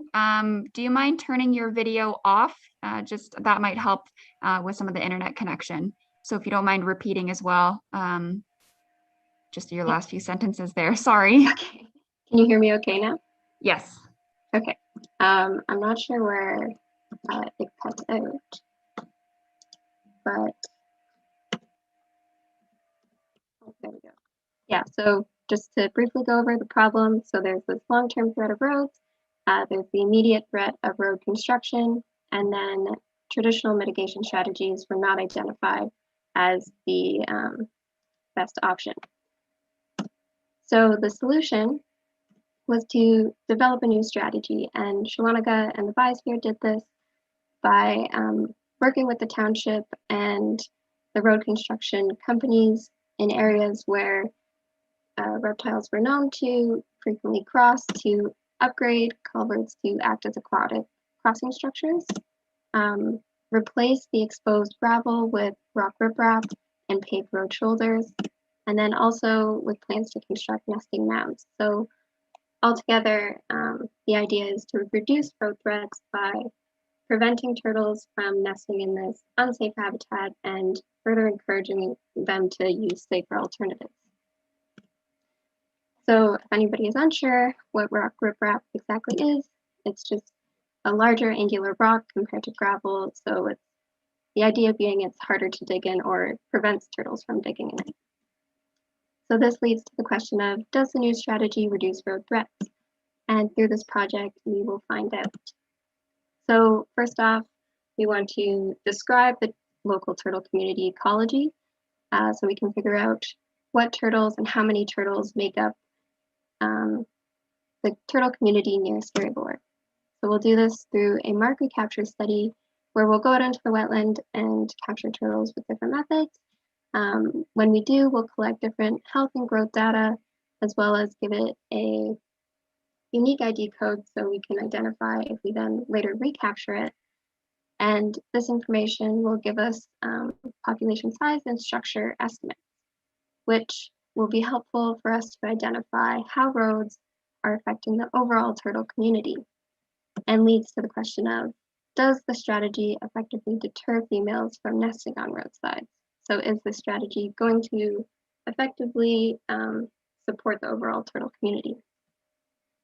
And we'll do this by continuing to do road and nesting surveys in the next 2 field seasons so that we can compare our observations of turtles on the road or nesting on the road before and after mitigation is in place. And then we'll also use wildlife cameras positioned on the rock riprap and at culverts to see how species are interacting with the rock riprap when we're not around. And then, like I said, there's plans to construct artificial nesting mounds. So at the end of this season, the hope is to construct them in areas where we see turtles trying to continue to nest, or areas where we know turtles are hotspot areas where turtles are nesting. So we'll construct them in an area that intercepts the turtles before they get to the road, so providing them with a safe nesting habitat away from the road. So then finally, the last question we hope to answer is, will the strategy support the long-term survival of the local turtle population? And we will do this through population modeling, where it will allow us to see how different management actions or scenarios can affect the population's ability to persist into the future. So we can take what we know of a turtle species' natural history and the specific size and structure of the Scaryboard turtle community that we found in this study and model the number of individuals that are able to persist a certain amount of time into the future. So depending on what we see from our road and nesting surveys, we could see that the model projects the population is able to persist into the future because the mitigation strategy is reducing the threat of roads on the turtle community. However, if we continue to see road mortality or turtles still nesting on road shoulders and they're at risk of road mortality, then it could model that, project that the population will decline past a viable point and will not be able to persist into the future. So overall, what will we do with all this information, and how will we determine if the strategy is effective? We'll have to meet certain criteria. So the first being that it encourages females to nest in safe locations. The second, that it reduces turtles found on the road or nesting on the road. There are no secondary consequences of rock riprap observed, and it supports the future turtle population's persistence. So with any new management strategy or mitigation strategy, it's important to evaluate whether or not it's doing exactly what you want it to do. So this project will investigate if this mitigation strategy is effective in supporting the turtle population and protecting it from these road threats. And if it is identified that it is a successful mitigation strategy, then it can be used to inform best management practices during road construction, so that we can also implement these long-term strategies to effectively support the turtle populations. And yeah, that is this master's project in a nutshell. So thank you, and miigwech.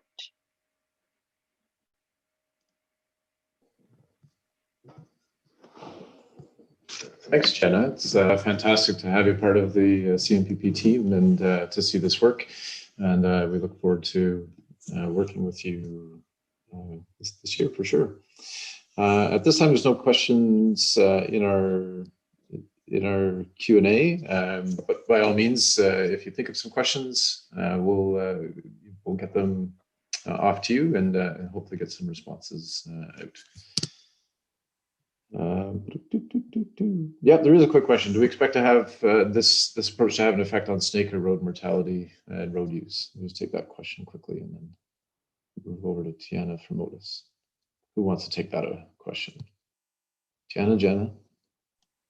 I think it's mostly targeted towards turtles, and yeah, specifically to these female turtles that are nesting on this roadside habitat. So. Perfect. Thanks. All right. Thanks again, Jenna. So we're going to turn it back over to Tiana for a presentation on the Motus Tower initiative on the coast. Thanks, Tiana. Thanks, Greg. I'm just going to share my screen again.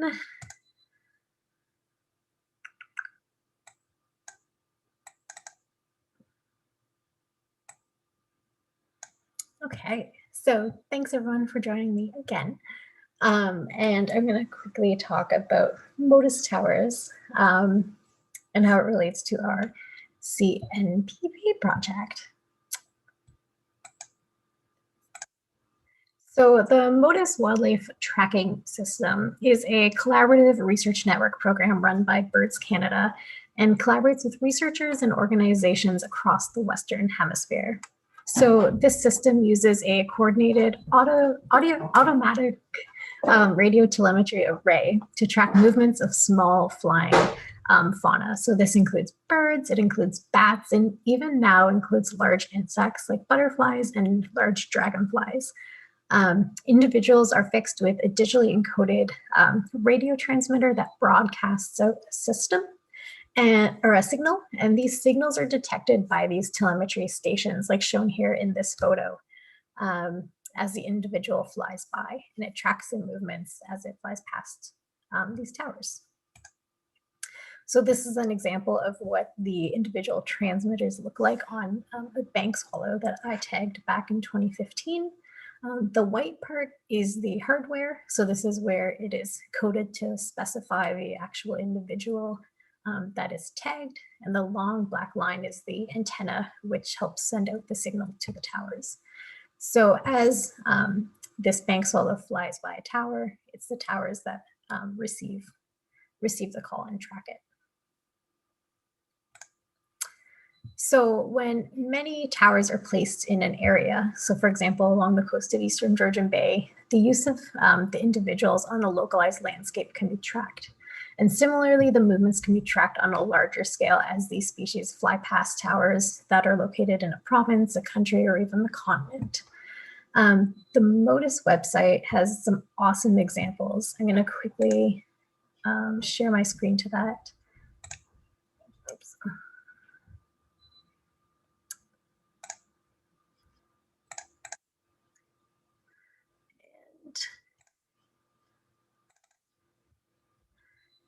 Show you this. So this is a great example using red knots.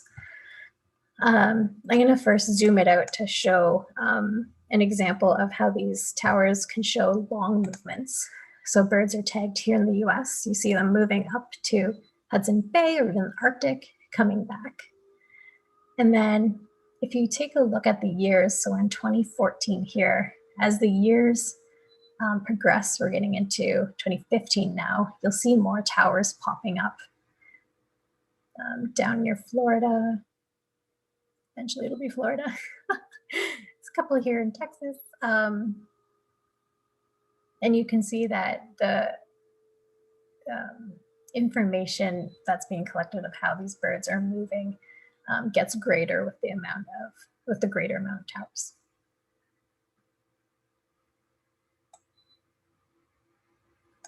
There we go, now it's Florida. So now here in 2016, we can see the birds that are tagged moving a lot farther.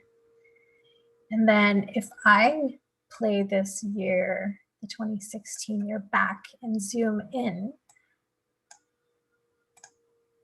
we can see that some of the approximated lines, so from tower to tower, if there's nothing in between, the line is approximated. It's kind of a as the crow flies line. But without towers along the coast, we have no idea if this species is actually using the bay for migration or as a stopover. So had towers been in this area, we may know about them using the area and if individuals are stopping over in any of our lands.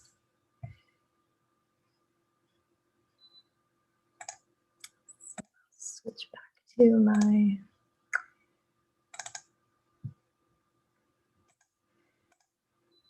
So this is a coverage map before our project began in 2019. The GVLT had hosted a few towers in the south end of the bay.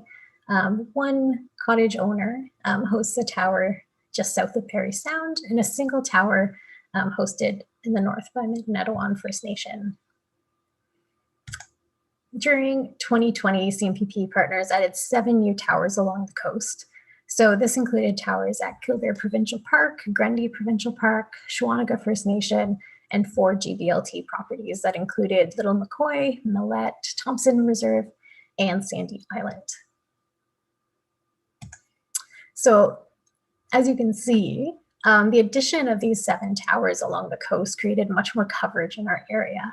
And this includes coverage of many of the outer islands, so we can see potentially how species are using the islands as well as the coastline and some of the interior.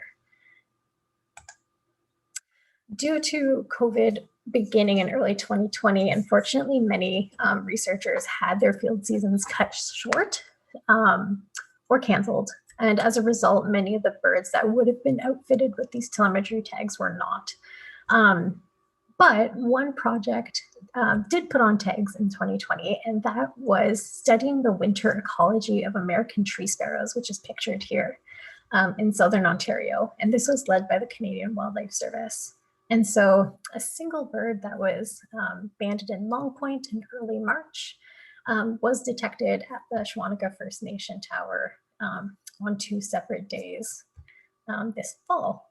So that is an exciting first observation that our towers picked up. This bird obviously is moving north. And we hope that this spring, with additional research projects going on, that we will start being able to pick up and look at more species on the coast.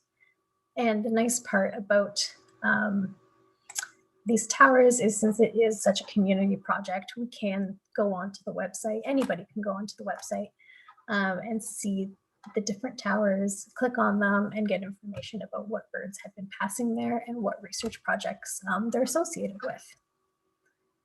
So while the coverage along the bay, Georgian Bay Biosphere region has been greatly improved, there are still some areas where coverage can increase. So we're hoping to put an 8th tower somewhere in the Key River area to have a little more coverage in the north. And with coverage in this additional area, the entire coast will be active, and a further understanding of our avian species, how they're using the coast will be covered. So the more towers that pop up along the coast, the more localized research that can be done instead of a larger landscape. So in 2021, we're hoping to reach out to partners, organizations, let them know that we have this greater capacity now for research to be done. And I know the Georgian Bay Land Trust is working with a number of researchers, including Dr. Ryan Norris at the University of Guelph, to expand some research in the area on whippoorwills and nighthawks. And that was a super quick overview, so thank you, and Miigwech. Thanks, Tiana. That was great. I feel like we're just getting this little flavors of all different kinds of exciting activities that are going on the coast, and I know that you, as a diehard birder, is particularly excited about this project. So I am. Miigwech for that. In the Q&A from Marilyn is just a comment to all of us, and Miigwech, Marilyn, for that. We are going to shift at this time to a presentation by Kyle Hunt on the Ganawayna Mushkeke initiative, which is the Eastern Georgian Bay initiative, rather. So Kyle, welcome to the CNPP theme day and the Magneto Lands Conference. It's great to have you here, and I look forward to your presentation. Thank you, Greg. And I, Mino Gijeb, my name is Kyle Hunt, and I work with the Scientific and Indigenous Knowledge Advisory Panel for Ganawayna Mushkeke. Ganawayna Mushkeke, or GMI as it is often referred, is a nonprofit environmental stewardship organization established by Henvey Inlet in 2019. Patrick Brennan from Henvey Inlet is the executive director of GMI, but was unable to join me today and sends his regrets. On behalf of GMI, I'd like to thank Magnetawan First Nation and their partners for inviting us to present here today and for creating this amazing networking opportunity to share knowledge and experiences around these issues that are very important to all of us. I'm speaking to you today from the traditional territory of many nations, including the Mississaugas of the Credit from the Anishinaabe Nation and the 6 nations of the Haudenosaunee Confederacy. I'm originally from Treaty 6 territory in what is commonly referred to as Central Alberta today. My ancestors came to this land from England and Scotland in the late 1800s, when the newly formed country of Canada was at its most aggressive phase of land theft and genocide. I need to acknowledge that my ancestors were likely either active or passive participants in the grave injustice, violence, and racism that was inflicted upon Indigenous nations of this land. I also need to acknowledge that these are not just comments about history. The legacy of racism and inequality that started with the early settlers still thrives in this country today. Despite this horrible history of violence and modern day oppression that continues to advance Canada's failed goal of Indigenous extinguishment, I am honored to participate in events like this, where all of the wonderful Anishinaabe presenters and presenters from other nations continue to share their knowledge and experience and continue to care for the land to the benefit of everyone who calls Turtle Island home today. Chi-miigwech. So Henvey Inlet is home to one of the largest First Nation-owned renewable energy projects on Turtle Island. After 10 years of planning and 2 years of construction, the Henvey Inlet Wind Energy Center began operating in late 2019. The wind project provides clean, renewable power to approximately 100,000 homes in Ontario and has created significant economic development opportunities for Henvey Inlet. I'd like to start my presentation by sharing a short video about the Henvey Inlet Wind Project to provide context on how Ganoem Mishkike came to be. We're hoping that the video streams clearly through Zoom, but if we encounter any issues, I'll also provide a link in the comments where you can view the video after today's conference. I'm just going to set up a screen share here.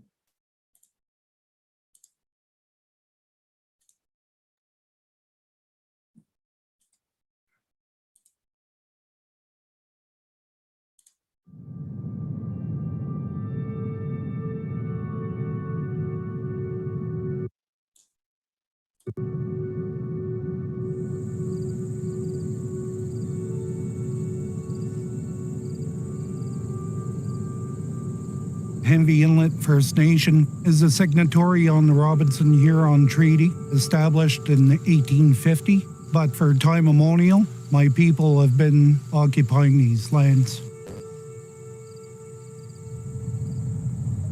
The First Nation was dependent on government funding to survive. Moving forward in the future, I didn't want that for our community. I wanted the band to self-sustain itself. My vision for the project was to bring autonomy, self-governance to the First Nation, infrastructure, health services, all those good things that we're lacking in. The premise is we had to give up something to move forward. Community takes real ownership of the lands. They don't like to see anything that's intrusive. That was something that we as a people really struggled with. How do we impact the land that has sustained us for thousands of years? I remember when I started back here in November of 2017, there was nothing around, no roads. They had surveyors come in, mark the roads out, turbine pads, and that's when we started coming around then. The community went through a very detailed process of trying to decide whether or not the long-term impacts of installing an industrial-scale wind farm would be acceptable. There were a lot of folks that were fearful that their land would be disturbed, and rightfully so, absolutely. We still live off the land we harvest. There's medicines that we use for healing properties and ceremonies. As soon as you stick a shovel in the ground, you've impacted the land. We started out with the environmental assessment process to help the community understand what kind of impacts this project would have on the wildlife, the water, the vegetation. If we were to proceed with wind farm development, we would have to develop one of the most rigorous environmental stewardship regimes in the industry. Henvey Inlet First Nation, because they're under the First Nations Lands Management Act, they are able to create their own land laws, which really opens up so many doors. From that, we realized Henvey could become its own environmental protection agency. In order to do that, the community felt that external support was required to ensure the highest levels of environmental protection. Savanta were retained as a commissioner. They're neutral to the actual project and the ban. When issues arise with species at risk, issues with habitat. We all work together to remedy those issues when they arise. Envy engaging us on this project, we've been able to provide skills and training, job opportunities that band members and adjacent First Nation communities may not have had the opportunity to get involved in this line of work.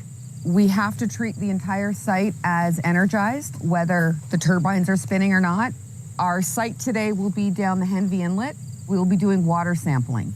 We're out there every day and we are protecting the traditional land of the Henvey Inlet First Nation.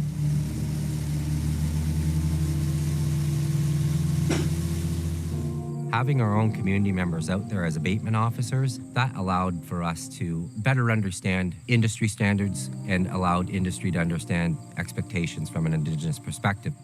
Well, each day I teach them something, and other days they teach me something. They're knowledgeable about what's going on the job site, and I'm pretty knowledgeable about stuff in the field. As far as finding work is concerned, there hasn't been a whole lot around here, and so it's creating jobs and it's keeping everybody employed. They're shadowing the biologists, and eventually they'll take on those positions and they'll look after the First Nation on our behalf. The key environmental challenges were to address the number of species at risk. Places where snakes and turtles will hibernate over the winter. A lot of the constructions, they push roads right through them. So there was a lot of companies coming to try and mitigate the damage to the environment.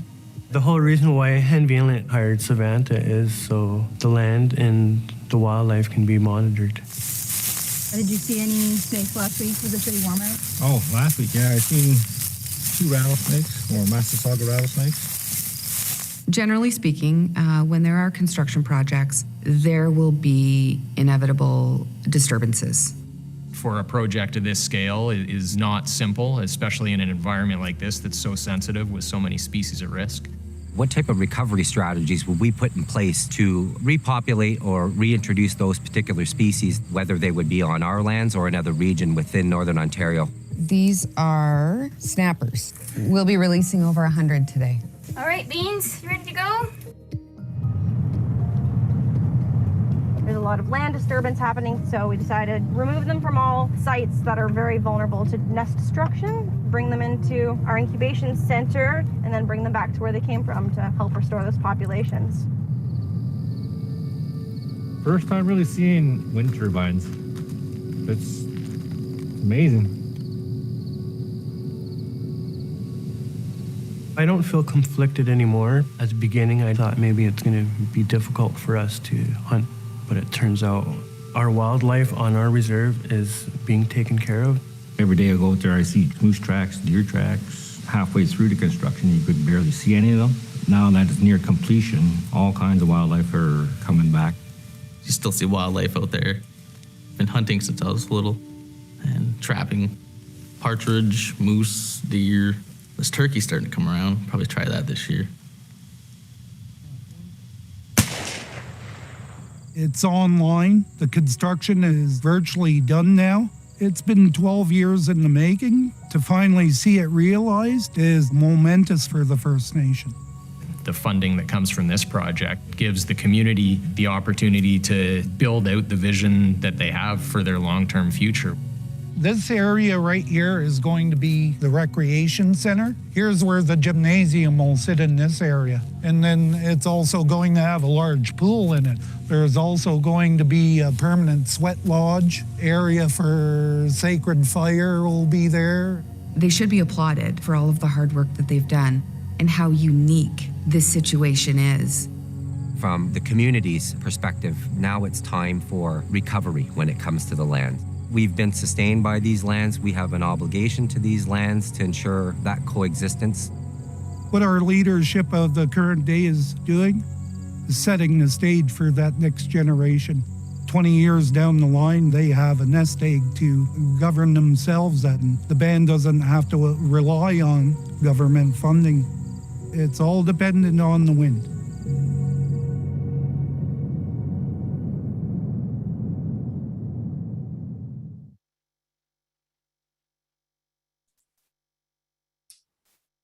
All right.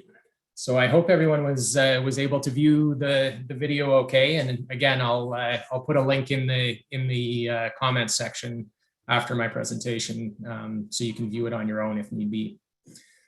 So as you heard from Chief McQuabi in the video, the environmental impacts that occur as a result of constructing and operating an industrial scale wind farm were a big concern for the community. And it was important that a robust mitigation and offset plan was established to address those impacts and align with the values of the community. The environmental assessment indicated that the construction of roads and turbine pads would have negative impacts on species at risk reptiles, and the operation of the project could have negative impacts on birds and bats, including several species at risk. Even with the implementation of robust mitigation measures, there would still be residual impacts on species that needed to be addressed. So to address these residual impacts, Henvey Inlet Wind committed to establishing a long-term fund for initiatives that would provide significant benefits to species at risk in the region, called the Eastern Georgian Bay Initiative. To maximize the impact of this funding and ensure that funding aligned with the values of the community, Henvey Inlet established a nonprofit environmental organization called Ganawemon Meshkike to administer the fund. Translated from Anishinaabemowin to English, Ganawemon Meshkike means defend medicines.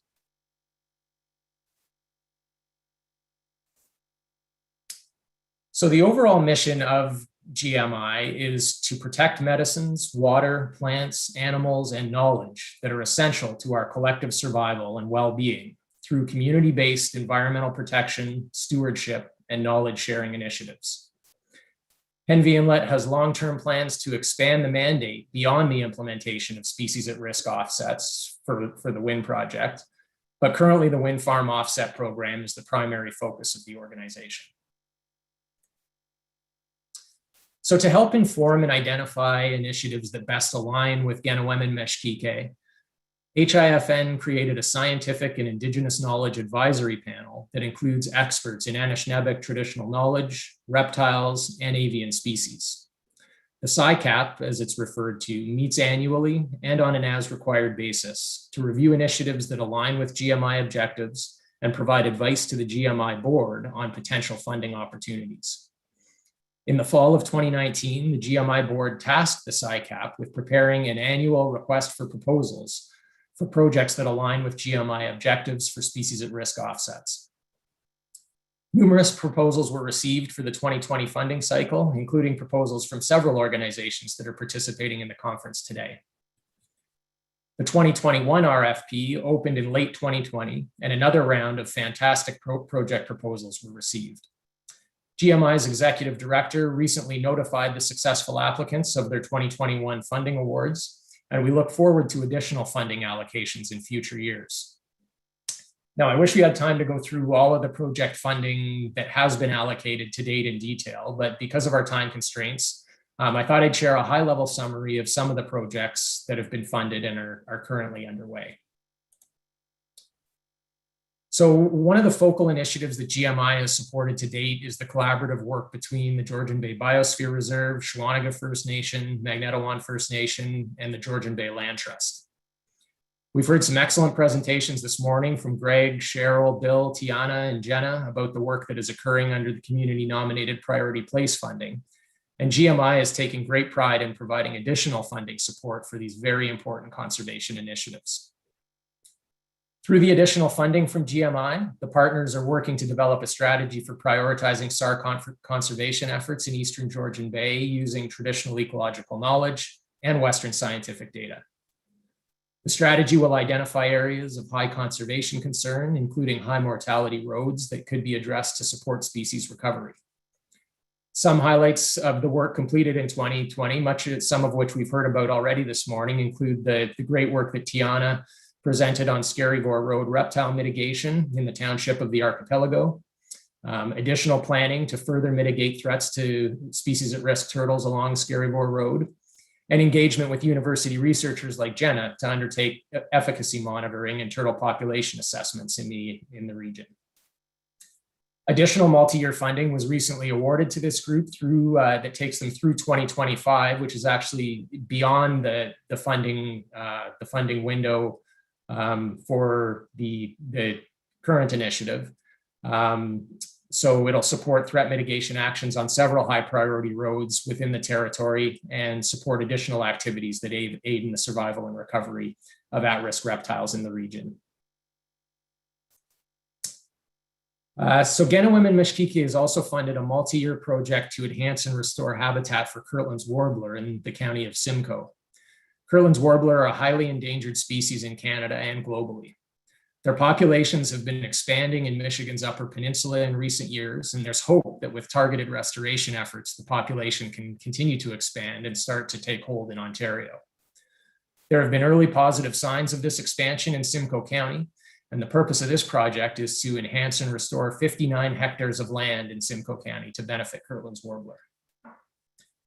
Although Eastern Georgian Bay is not considered high-quality Kirtland's warbler habitat, many experienced ornithologists were surprised to discover a single male Kirtland's warbler on Henvey Inlet lands during the wind farm environmental assessment. This discovery triggered the need to offset potential impacts to the species. So Simcoe County will conduct various land treatments on recently acquired land, including non-native species removal, native species plantings, forest thinning, and controlling unauthorized off-road vehicle access. The third project that I'd like to highlight is Blazing Star Environmental's reptile mark recapture study.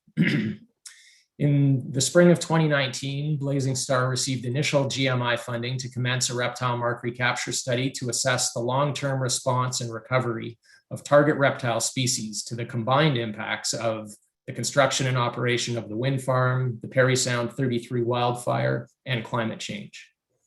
Multi-year funding for the project was extended in 2020, establishing an impact assessment follow-up monitoring program for reptiles that is unprecedented in scope.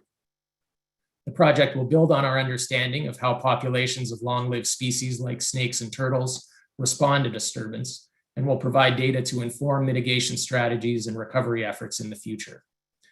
The project is building local monitoring capacity by employing and training Henvey Inlet band members in the methods of mark recapture, radio telemetry, and vegetation surveys.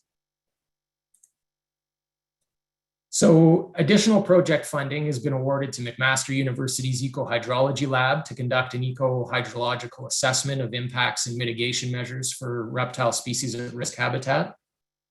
The Ontario Turtle Conservation Centre was funded to support threat mitigation and trauma response for at-risk turtles. Scales Nature Park has received 2 rounds of funding for their reptile conservation programs. The Nature Conservancy of Canada has been funded for a multi-year Phragmites removal program and a land acquisition initiative on Manitoulin Island. The Friends of Wye Marsh received multi-year funding for Phragmites removal in Wye Marsh, and the Couchiching Conservancy was funded for land acquisition and stewardship initiatives in the Black River Wildlands Corridor. Recently announced funding from the 2021 awards process includes the Land Between charity and their partners for a reptile mapping and road mitigation initiative. EcoCare International and their partners were funded to assess priority areas and implement road mitigation projects in the region. Georgian Bay Forever was funded to undertake a Phragmites eradication program in Matchedash Bay. And Wildlife Preservation Canada received funding for species at risk recovery efforts in the Ojibwe Prairie in southwestern Ontario. So to date, GMI has awarded over $3 million in funding for projects that aid in the survival and recovery of species at risk, and looks forward to funding additional initiatives over the life of the WIN project. So with that, I'd like to say thank you for the opportunity to present to you today on behalf of Genuimin Meshkiki, and I look forward to discussing our work with you throughout the remainder of the conference. That's great, Kyle. Thanks so much for that presentation, as well as the video. If you're able to share the video, like you mentioned, just a reminder that that'd be great. And if there's follow-up correspondence from this conference, we'll try to make sure that that's included there as well. There was one question that I don't think will take too much time. It's just it's in reference to wind turbines. Is there a plan to observe animals, birds and bats, mostly interaction with blades? Be able to speak quickly about sort of monitoring efforts within Henvey Wind Project. Yeah, so the commitments that stemmed from the environmental assessment included a 3-year post-construction monitoring program for birds and bats, which is underway. This year, 2021, will be the second year of that monitoring. And pending the outcome of that, there may be additional monitoring requirements that are included in future years. Thanks so much. Thanks again to you and to Henvey Inlet First Nation for all the work that's happening there. It was a great presentation. I really appreciate the time. And look forward to seeing you tomorrow. I think we're on a panel together. So at this time, we're going to switch over to Heather Patterson. She's going to speak to you about some Indigenous knowledge and Western science shared perspectives. This is a bit of a carryover from something that Dr. Jesse Pop was talking about yesterday, and so we look forward to seeing or hearing about that additional work. So Heather, welcome to today, and thanks very much for being here, and thanks to everybody for waiting a little bit longer to get to this presentation. So. Yeah, thank you for having me. Yes, so there will be.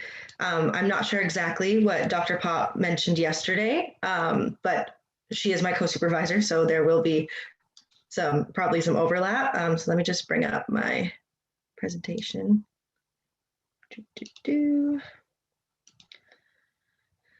Okay, so as I said, I'm co-supervised by Dr. Jesse Pop, but also Dr. Frank Mallory out of Laurentian University, and I'm currently conducting my master's. So this makes up basically the first chapter of my master's. And the topic that I want to talk to you today about is the environmental and sociocultural impacts of glyphosate-based herbicides that are used in commercial forest management.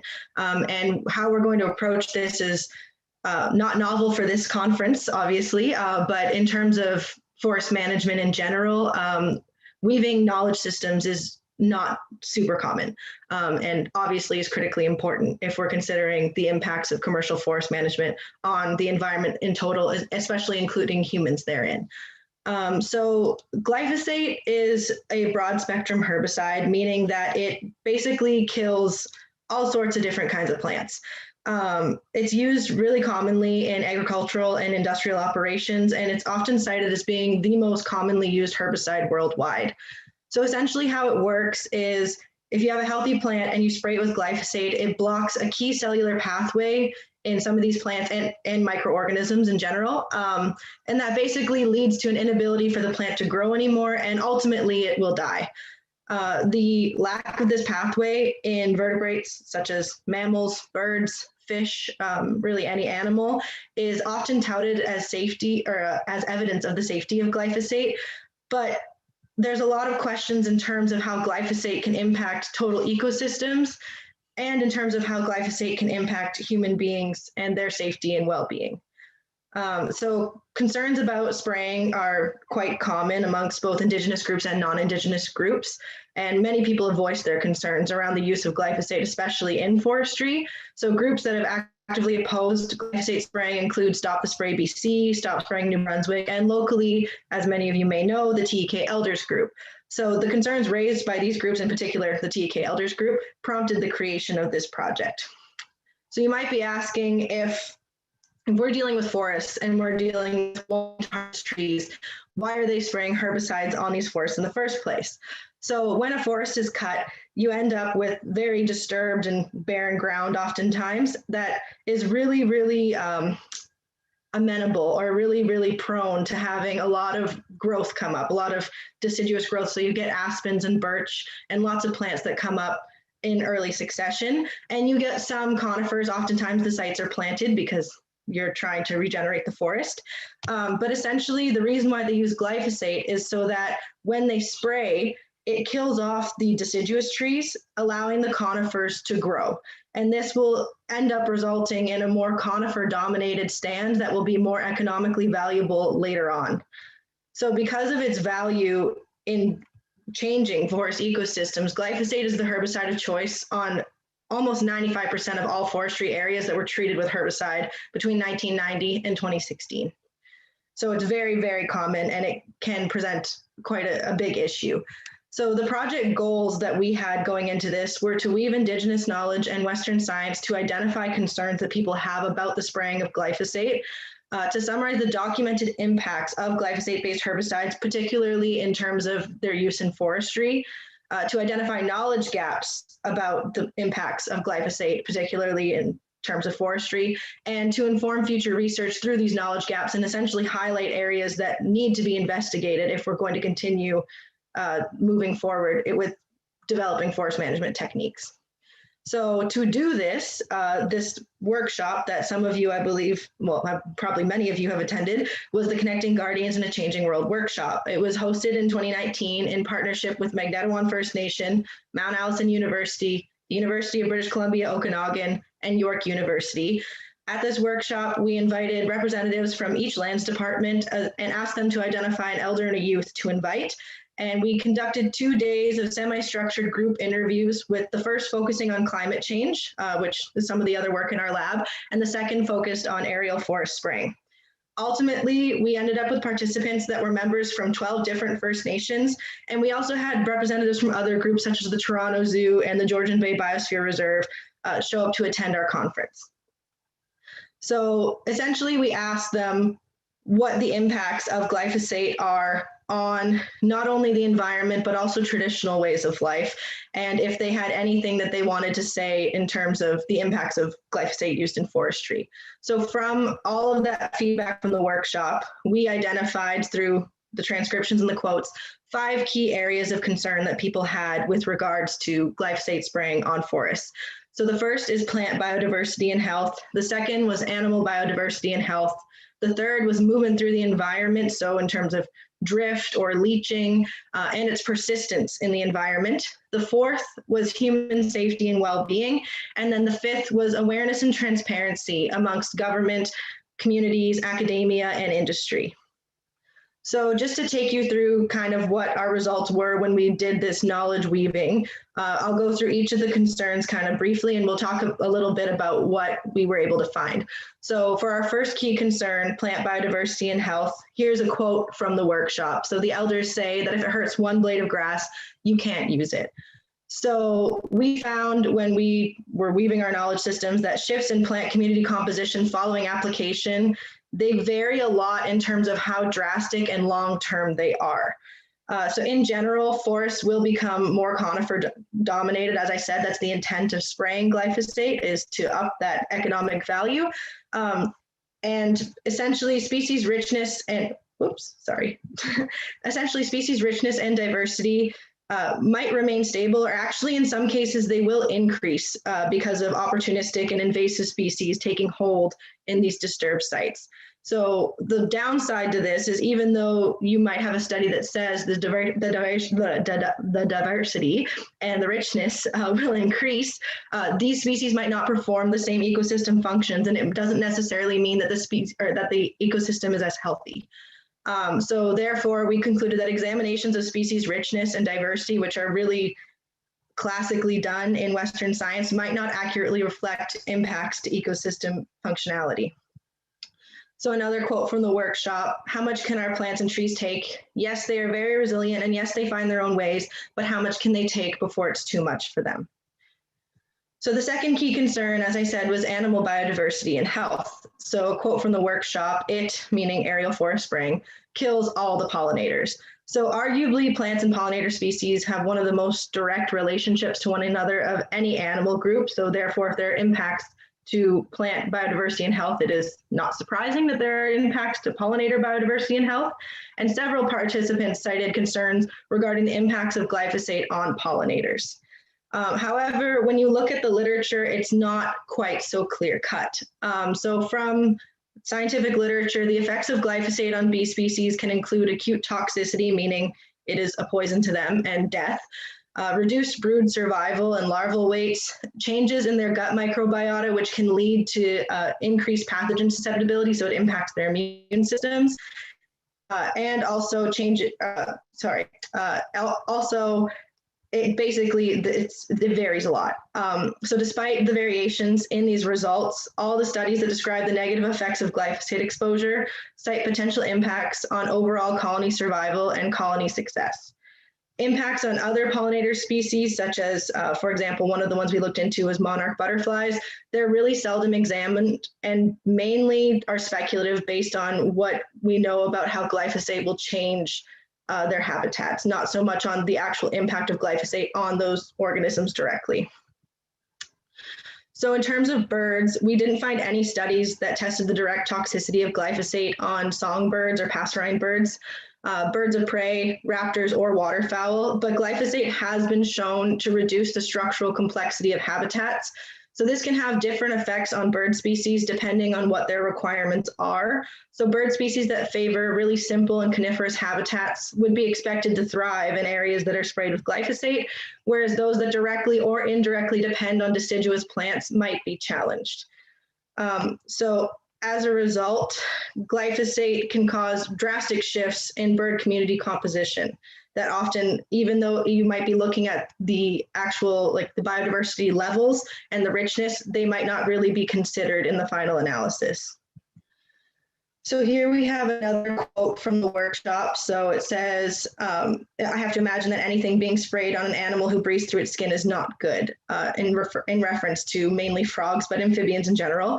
So most of us know amphibians are vulnerable to environmental toxins due to the permeability of their skin, and various degrees of toxicity have been observed in terms of glyphosate direct toxicity on these amphibians based on what the herbicide formulation is, because herbicides are not just glyphosate, there are other ingredients mixed into there, and the life stage of the organism that are being studied. So whether they're juveniles or adults, the species of the organism, and the environmental conditions such as the pH of the water, how much sediment's in the water, and the exposure level that's used in the research.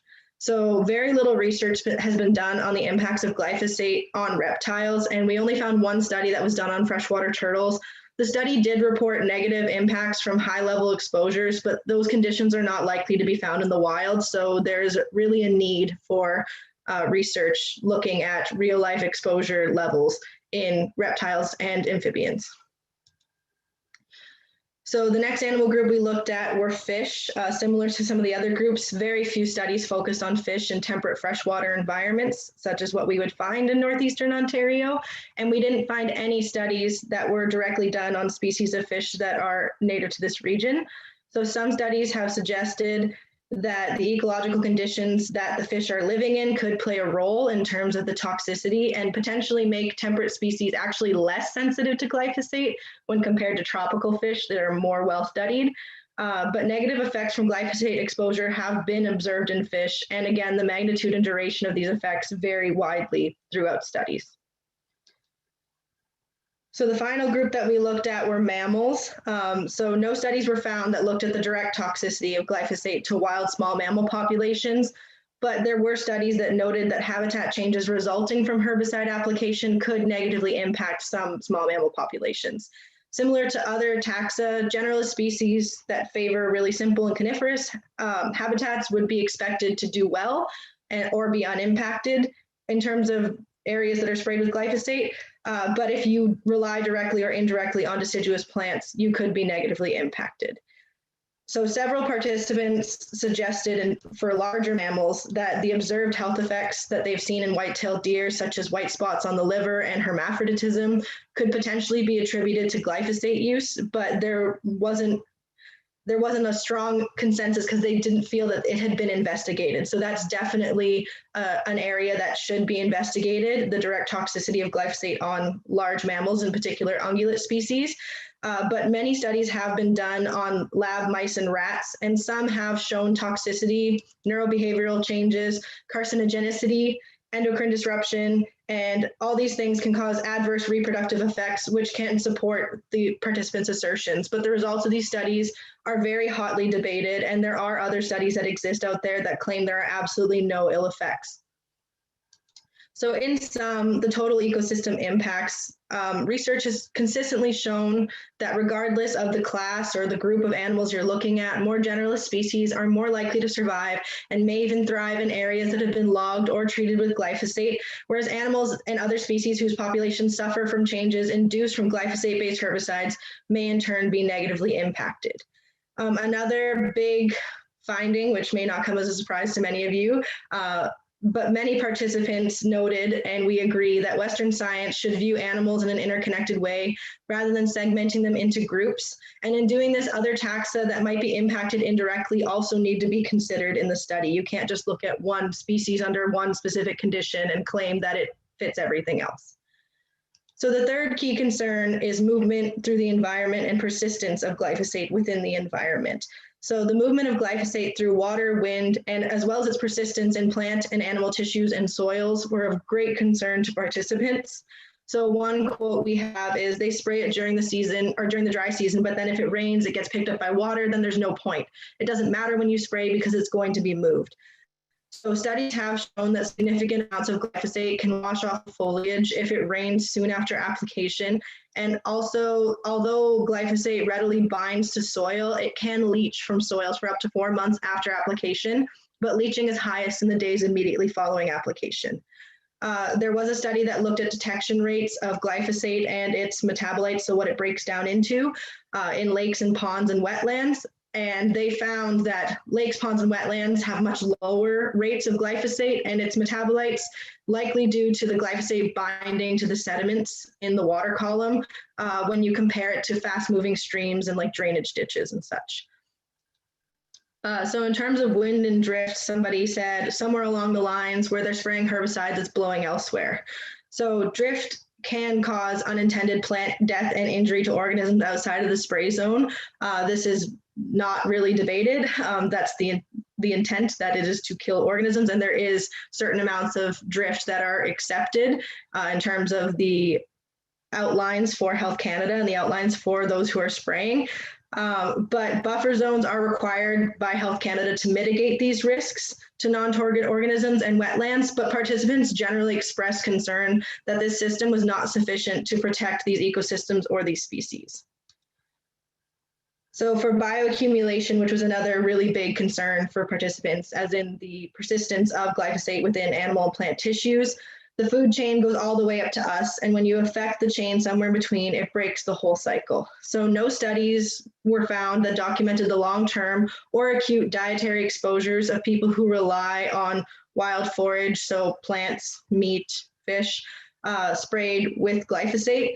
But a study by Health Canada did conclude that the dietary exposures to the public from exposures to agricultural crops and drinking water were not of concern to human health.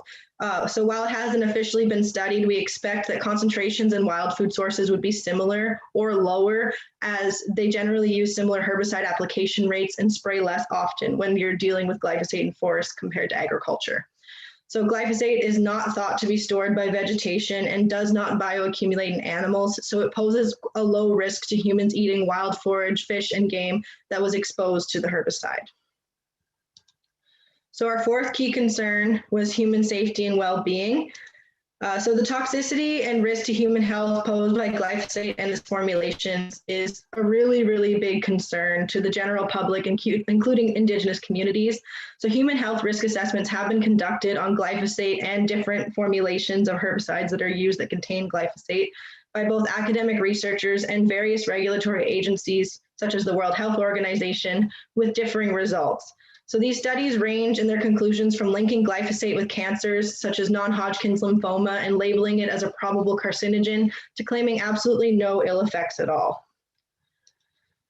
But a commonly overlooked aspect of human health when considering the impacts of any industry is the impact on mental and social well-being. So the well-being of Indigenous peoples relies directly upon the health and well-being of the environment.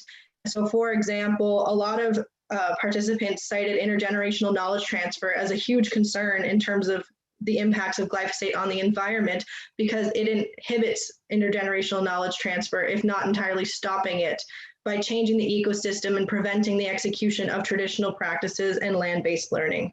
So we had one quote from a participant that said, "As much as I could learn from this book, it doesn't mean anything if I don't know about my own land."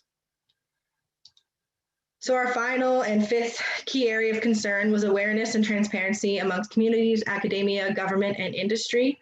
So distrust of existing literature, the government, and industry is a major barrier to understanding the impacts of glyphosate-based herbicides. From the participants' feedback, we determined that distrust in existing academic research stems mainly from First, a lack of consensus from the academic community or governing bodies, which was made extremely clear through all of our literature surveys, and real or perceived conflicts of interest, particularly around studies that are industry-based or industry-funded. So research conducted independent from industry or special interest groups is essential to overcoming these barriers, and several participants cited concerns that government and industry prioritize economy over ecology when making decisions regarding forest management. And these concerns need to be addressed if we're going to move forward in any way that's meaningful. So our final conclusions and future research directions, we were able to identify 3 main gaps in knowledge, although several gaps in Western scientific literature exist. We kind of categorize them into 3 main categories.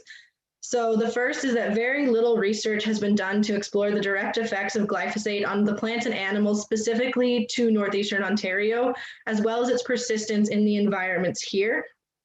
The second is the indirect effects of glyphosate to ecosystems are just generally poorly understood, and as are the resulting impacts of trophic cascades of animals that aren't directly impacted by it, but may be impacted by it further down the food chain. The third main gap is that research regarding the impacts of glyphosate use to Indigenous culture and community well-being just generally have lacked. So research that infuses a holistic framework that acknowledges and incorporates the interconnectedness of the environment, including humans, is greatly, greatly needed. So our final conclusion was that the environmental and sociocultural impacts of glyphosate-based herbicide use in forestry is very vast and complex. Several key areas of research are lacking in Western science. And by weaving Indigenous and Western knowledge systems, these knowledge gaps can be addressed in a way that holistically considers the interconnectedness of the environment and humans. So inclusive approaches that value multiple ways of knowing can lead to collaborations where new solutions and mitigation strategies can address long-standing environmental issues and come up with novel solutions. So in conclusion, for our acknowledgements, we really want to express our thanks to all the community members who shared their knowledge with us and Magnetawan First Nation for hosting the Connecting Guardians in a Changing World workshop. I'd also like to thank Magnetawan First Nation for allowing me to share this talk here today, and for all of you for listening. We also want to thank our university project partners and affiliates for their support. They're all listed underneath. And the funding for this project was provided by the Indigenous Community-Based Climate Monitoring Program through Magnetawan First Nation and the New Frontiers in Research Fund and the National Sciences and Engineering Research Council. So thank you. Heather, that was great. Chimigwich for the presentation and for the work that you've done. Really great to hear about that workshop and see sort of its culmination in that presentation. So congratulations on that work. There's a quick question in the chat box, just from Bill. I don't know if you can see that there. So what's the half-life and decay time to 1% of glyphosate as tested in the natural environment? So I don't know if you can. So what is the half-life of glyphosate? Yeah, and decay time to less than 1%. Okay, so it varies a lot depending on the environmental conditions. So glyphosate mainly decays because it binds to organic materials in the soil, and it degrades down into AMPA, which is also, in some people consider that toxic as well, and then it will then further degrade into phosphorus. So depending on, it essentially relies on microbial activity to break it down once it binds to the soil. So depending on what the microbial community is in the soils, as well as what the temperature and the moisture regime are like, that can really drastically impact how quickly it degrades. So that's a lot of what I found in the research that we did, was that in northeastern Ontario, there's not a lot of studies that have been done in terms of how quickly it will degrade there. Most of the studies that have been done in agricultural environments, not so much forestry, which would obviously have an impact as it's a completely different environment, a completely different ecosystem. So yeah, we don't know essentially, but it can vary between like 2 to 174 days, I believe, from what I found in the research. Thanks, that was great. So there's one, let me just have a quick look here at the Q&A. I don't know if you can see the Q&A. There's a lot to unpack in the presentation. One thing that has to be considered is we cannot compare the impacts of herbicide treatment and changes to vegetation. We have to compare to what would happen after a forest fire. I'm not sure that there's a question there so much as a comment from Marty. I don't know if you're welcome to respond, or I'm not sure. My main response would be a lot of people compared walking into spaces that have been treated with glyphosate as walking into what it looks like after a forest fire. But I would also caution that forest fires are a natural part of our ecosystem turnover, and that our plants have adapted to having that sort of disturbance, but they have not adapted to the kind of disturbance that's caused from herbicide spraying. Just to like, as a broad overview, but yeah, it's a complicated question, essentially. Yeah, for sure. Thanks. And then Randy Ristool has asked the question, are there studies that have been done on the use of glyphosate for the invasive species Phragmites? These are found in wetland areas, but seem to have little concerns for that purpose. So there are several studies and several projects that are looking at using glyphosate to control invasive species, in particular Phragmites, but also in some cases Japanese knotweed. And there are a lot of studies that have been done using it to control cattails that are aggressively growing, particularly in the prairie pothole region. They're trying to preserve waterfowl habitat essentially, and the cattails are overgrowing all these ponds. So they used it to spray the cattails to kill them back so that there was more open water to improve, in particular, duck diving habitat. So there has been studies done in terms of using it to remediate sites essentially, but I don't have a lot of information in particular about the impacts that it would have, but I know there are studies done, and I'd be happy to chat about it and re-review the literature if you would like. That's great. Thanks, Heather. And then just kind of between the chat and the Q&A, so just carrying out the Q&A, are alternatives to spraying being used at commercial scale in forestry in Canada or Ontario that you're aware of? So there are. So one of the things that we're looking at in the chapter, or the second chapter of my thesis, or we're going to try to look at anyways, is comparing manual tending, so the removal of vegetation, with machinery or by hand instead of herbicides, and looking at the impacts of that. But it's also worth noting that while glyphosate is the most commonly used herbicide by far, there are other herbicides such as triclopter that are being used on our forests. So there are others, but generally speaking, these sites, I know from personal experience, are extremely difficult to access. And so getting people in for manual tending would require a lot of investment into infrastructure. So spraying seems to be the most economically favorable option.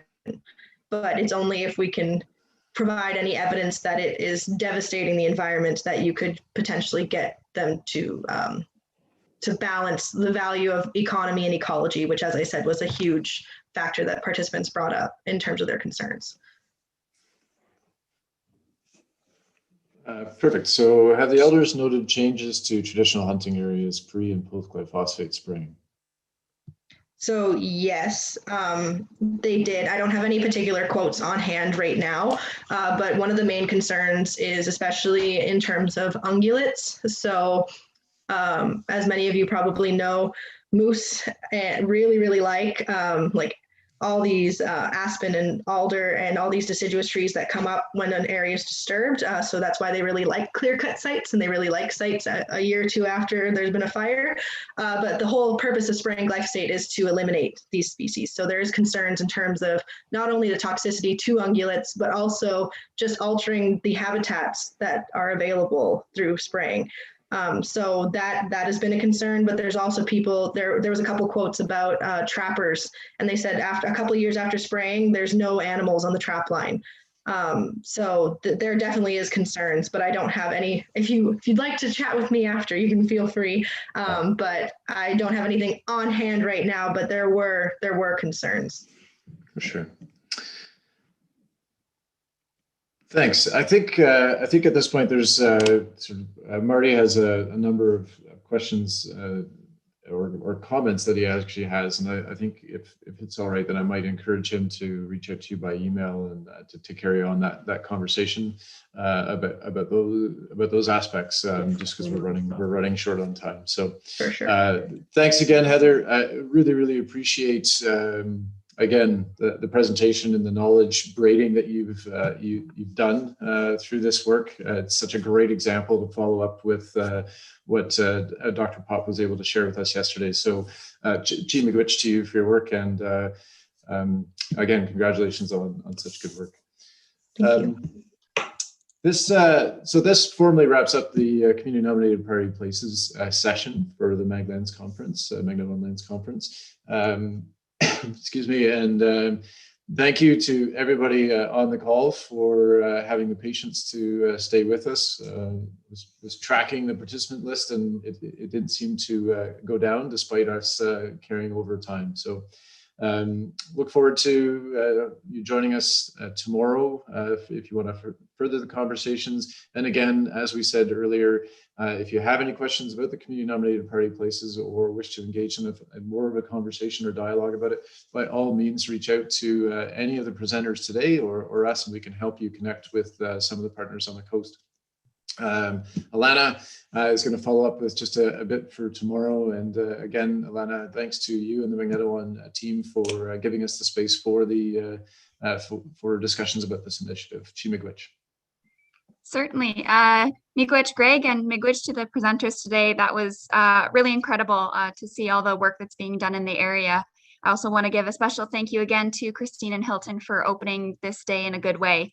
So I'm just going to briefly share a quick another slide again on some of the stuff that we've got for tomorrow. So the most important thing is that you fill out the follow-up survey that is going to be sent out after this meeting. So there's going to be a follow-up email that will contain the link to this short form, very quick form that we would love for you to fill out.